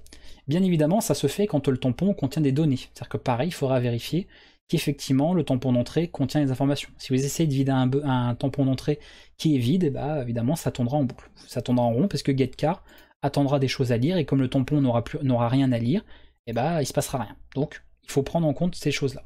Donc on peut éventuellement, quand il y a des informations comme ça à lire, après les premières saisies qu'on a pu avoir, s'amuser à faire comme ça un vidage du buffer. Et vous allez voir de toute façon que ça va pas suffire et qu'il va nous manquer des éléments. Donc là je vais faire ça. Je vais faire ce que j'avais fait ici. On capture ça. Et là vous voyez que bon, il a fait l'information là, il a bien capturé le premier. Il redemande l'information. Ok, on arrive à peu près à se dépatouiller de cette manière ici. D'accord? Ça c'est une possibilité, hein, une chose qui est tout à fait possible. Maintenant moi je vous propose pour terminer la vidéo, ça fait pas mal, ça fait presque 1h30, donc on sera bien. Comme ça, bon, ça fera pas plus d'1h30, parce que là, bon, la vidéo est quand même bien longue. Mais vous ne pourrez pas dire au moins qu'il manque d'éléments dans la vidéo. Hein. On a vu le nombre de détails qu'on a donné. Tout est là. On va se faire une petite fonction de lecture. Alors attention, elle n'est pas absolument, elle va pas combler tous les scénarios de lecture possibles, d'accord. Il faudra bien sûr éventuellement l'améliorer, voir pour permettre aussi de concevoir, si vous voulez, de votre côté, des fonctions, par exemple, pour lire simplement des nombres, ou voilà, pour vérifier un petit peu les conversions. Parce que je ne parlerai pas de conversion, je parlerai simplement de lecture, en utilisant notamment fgetS et pour éviter d'avoir ces petits problèmes justement avec les tampons d'entrée. En gros, voilà ce que je vous propose, clairement. Alors la fonction, en gros, qu'est-ce qu'elle a à faire? C'est au lieu de faire ici un fgetS, vous appellerez la fonction en question. Donc on va la développer ici, on va mettre ça là, faire ça comme ça. On va aller tout simplement retourner, donc ça c'est important, parce que la fonction fgetS à la base, je vous dis retourne, hein, son retour c'est un carré étoile, c'est-à-dire qu'elle va retourner ce qu'elle a lu, sinon elle retournera nul, d'accord, c'est-à-dire qu'elle va retourner le NU de L en majuscule. On va appeler ça input read, d'accord, ça, voilà, je pense que le nom est suffisamment explicite. Elle va prendre la chaîne en question, et elle va prendre une taille. Donc vous voyez, elle va prendre en fait les deux éléments là, puisque ça en fait je le précise pas, puisqu'on va l'indiquer dans la fonction. On va en fait, dans notre fonction ici à nous, faire appel directement à fgetS. Pourquoi pas. À partir de là, on va directement, pour la donnée ici, donc ça c'est ce qu'on retournera. Dans tous les cas, on tournera data. Ok. très important. C'est un peu comme si en fait on va récupérer, vous allez voir, le retour de fgetS qu'on va transmettre à la fonction qu'on a fait nous-mêmes et qu'on va en fait déployer directement dans notre fonction à nous ici. Du coup, data, dès le départ, on va récupérer son retour. str, size, ce sont les deux, je rappelle, paramètres de notre fonction, et on précise en dur ici stdin. Parce qu'on va toujours travailler, on va considérer qu'ici, cette fonction ira toujours sur l'entrée standard. Elle ne sera pas faite pour lire dans un fichier ou autre. Ok. À partir de là, si data n'est pas nul, donc on peut juste mettre if data, simplement, donc data existe. Si c'est pas le cas, ça va faire directement ça, c'est-à-dire que data, ici, aura retourné, enfin fgetS, pardon, que je ne mélange pas, aura retourné nul. Donc ce que vous allez retourner ici, si on n'entre pas dans le if, sera nul. Donc ça, après, ce sera à vous, en testant cette fonction, de contrôler son retour aussi. Si vous voyez qu'elle a retourné nul, vous pourrez mettre un message, la saisie n'a pas, enfin, erreur de saisie ou n'importe quoi, même quitter le programme, bref, gérer en fait vous-même le cas d'erreur en fait de saisie. Ce sera évidemment à prendre en compte. À partir de là, on va, très important, parce que là je vais être obligé, parce qu'on a compilé, on a compilé avec les flags ici, donc on va être plus rigoureux. On va récupérer la taille de la chaîne -1, ce qu'on veut pas, rappelez-vous, le caractère de fin de chaîne, d'accord? Ça on n'en veut pas, on veut compter effectivement le nombre de caractères de la chaîne. Alors je vais le stocker dans un size-t, on l'a pas, il me semble pas qu'on l'ait beaucoup abordé dans le cours, c'est simplement que tout bête, mais la fonction strlen, qui compte le nombre de caractères d'une chaîne, retourne un size-t. Donc si j'utilise pas ça, comme je compile là, avec les flags WALL, WArrow, il va pas être content si je mets juste un entier. Donc on va mettre size-t, donc cherchez pas plus à comprendre pour le moment, c'est juste ça. C'est un autre type par rapport à ce que prend la fonction. Et ici, je vais mettre strlen de str-1. D'accord? Du coup, on a récupéré cette taille-là. Donc en fait, on n'a pas le caractère de fin. Au final, si... Donc là, on fait un accès directement à l'indice en question, pour ma chaîne. À la taille de la chaîne, c'est-à-dire que l'endroit final, d'accord, de ma chaîne. J'ai, alors je vais plutôt faire ça comme ça, un fameux caractère de fin de chaîne. Vous savez, je vous avais dit que fgetS, elle ajoutait un anti/n automatiquement. C'est pour ça que tout à l'heure, on avait le problème là qui était assez casse-pied. Ça, c'est quelque chose qui peut arriver aussi. Donc là, on va s'occuper en fait de retirer ce retour à la ligne qui se fait automatiquement par la fonction. Si on tombe du coup sur ce scénario-là, eh bien, on remplace ce fameux anti/n par le caractère de fin de chaîne. En gros, au lieu d'avoir à la fin de notre chaîne un retour à la ligne, on va lui dire, en fait, non, le retour à la ligne, on l'enlève et on dit, voyez, on va nous-mêmes dire, en fait, non, c'est la fin de la chaîne, en fait. Et du coup, ça s'arrêtera à cet endroit-là et on aura enlevé, d'accord, on aura enlevé le retour à la ligne dans notre fonction. En tout cas, dans notre chaîne, pour être exact.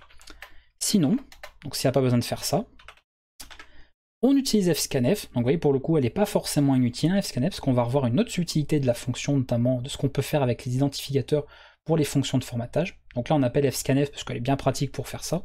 Autant s'en servir ça. On pourrait utiliser scanf, mais bon, ça change un petit peu. On travaille sur le flux d'entrée, pas de problème. Et là, on va utiliser un cas un peu particulier, vous allez voir. On va mélanger pas mal d'éléments. Déjà, on travaille avec un drapeau, donc un flag. Donc on va utiliser le %, pas de problème. On va lui dire d'ignorer, et pour ignorer, on va utiliser le symbole étoile. Tout ce que nous allons lire. Vous allez dire, mais c'est bizarre parce que normalement, on va récupérer des infos. Oui, non, on récupère des infos pour s'en débarrasser. Tout ce qui n'est pas un anti/n. Voilà, donc ça n'a rien de compliqué, ça veut dire, je capture tout ce qui n'est pas un anti/n, donc tout ce qui est l'inverse. Rappelez-vous, je vous l'ai dit tout à l'heure, l'accent circonflexe, c'est pour dire ce qui n'est pas, on a mis dans l'expression rationnelle. Et on ignorera tout ce qui a été lu avec cette fameuse étoile. Ça, c'est le petit truc nouveau en bonus en fin de vidéo. Tout ça, on le récupère depuis la sortie. Donc depuis le tampon d'entrée s'il contient d'autres données. Ok. Et ensuite, on fait notre nettoyage. Donc tout ça, c'est pour le vidage de buffer de stdin. Donc ça, en fait, cette petite fonction, je crois que j'ai rien oublié, on va voir, ça revient à faire votre lecture fgetS, supprimer le caractère de fin de chaîne et faire également le vidage du tampon de lecture. Je vais y arriver, parce qu'on peut dire entrée, lecture, voilà. Moi, je dis l'un ou l'autre. Comme ça, tout est fait en un seul cas, et vous avez une seule fonction. D'accord? Donc on peut faire, on va quand même l'utiliser, pourquoi pas. Alors est-ce qu'on vérifie, on va pas utiliser le type de retour, bien sûr, vous faites-le, je le rappelle. Faites ici un pointeur et vous vérifiez le retour, et si c'est nul, et vous arrêtez le programme. Moi, pour terminer la vidéo, parce qu'elle était quand même pas mal longue, je vais pas le vérifier, mais vous, dans l'idéal, faites-le. On a le buffer ici, on a lui, il est où ici, là. Donc, hop, mot en 5 lettres. Je renote tout parce que je vais être sûr de ne pas voyez la moitié des choses. Ici, c'est input read. D'accord. Elle prend, je rappelle, donc elle attend en argument la chaîne et la taille. Donc la chaîne, la taille, je rappelle, il faut bien compter le caractère de fin en même temps. Et c'est tout. D'accord. On simplifie complètement l'information. Je pense que c'est bon ici. Alors, qu'est-ce que j'ai, strlen? Il manque un string.h aussi. Oh, il manque, il n'y a plus rien. C'est bonjour. String.h pour l'appel à strlen, très important. Ok, on recommence. Le compilateur se plaint pas. Très bien. Et là, du coup, là, bon, bah, il capture évidemment les éléments en question. Alors, par contre, 1, 2, là. D'accord. Ok pour les espaces, pas de problème. Il capture bien 5 caractères quoi qu'il arrive. Voilà, ici je fais... D'accord, pas de problème. Voilà, et tout est fait. Alors logiquement... Hop. Et on en terminera avec ça, parce que je pense que c'est pas mal, hein, on est bien là. Là vous êtes pareil, hein, là au niveau des... Là, vous vouliez, hein, j'avais dit que je ferais une vidéo sur la saisie hein, assez complète. Vous n'avez pas menti. Là, si avec ça vous n'avez pas ce qu'il faut, je ne sais pas. Hein. Donc on note, voilà, nanana, et vous voyez, hop, pas de problème, tout est saisi, on a bien le nombre de caractères qu'on voulait, le tampon de lecture est bien vidé à chaque fois, voilà, donc ça c'est petit cadeau, hein. Franchement j'aurais pas été obligé, hein. J'aurais très bien pu vous laisser vous débrouiller, mais comme c'est quand même bon, pour le coup on est sur un langage hein, qui est assez rigoureux, le C, qui vous êtes pour beaucoup en train d'apprendre, et c'est vrai que si dès le départ aussi après, grâce à ça vous pouvez vous éviter des lectures pas sécurisées, c'est quand même pas mal. Donc éventuellement, voilà, si au début vous ne vous sentez pas assez confiant pour véritablement vous servir de scanf ou scanf pour faire de la simple lecture, comme je vous l'ai dit, il faut savoir s'en servir, sinon c'est mieux d'éviter de s'en servir, c'est pour ça que je l'ai mis en liste grise. Vous pouvez vous servir de ça, et si vous voulez une petite fonction pratique, vous avez ça. Encore une fois, elle ne va pas gérer tous les cas possibles de lecture. N'oubliez pas qu'une lecture, on peut lire tout un tas de choses, des caractères, des nombres, voilà, des nombres décimaux, on peut lire voilà, plein d'informations différentes. Ce sera à vous éventuellement d'adapter. Moi, je vous donne cette petite fonction de départ. Vous pouvez mettre la vidéo en pause, la recopier, la mettre dans un coin, la garder dans vos projets, faire vos petits codes perso, etc. pour la réutiliser et voir un peu pour améliorer, pour faire d'autres fonctions, par exemple pour convertir votre, je sais pas moi, une chaîne en entier avec les fameux str2l, str2d, etc.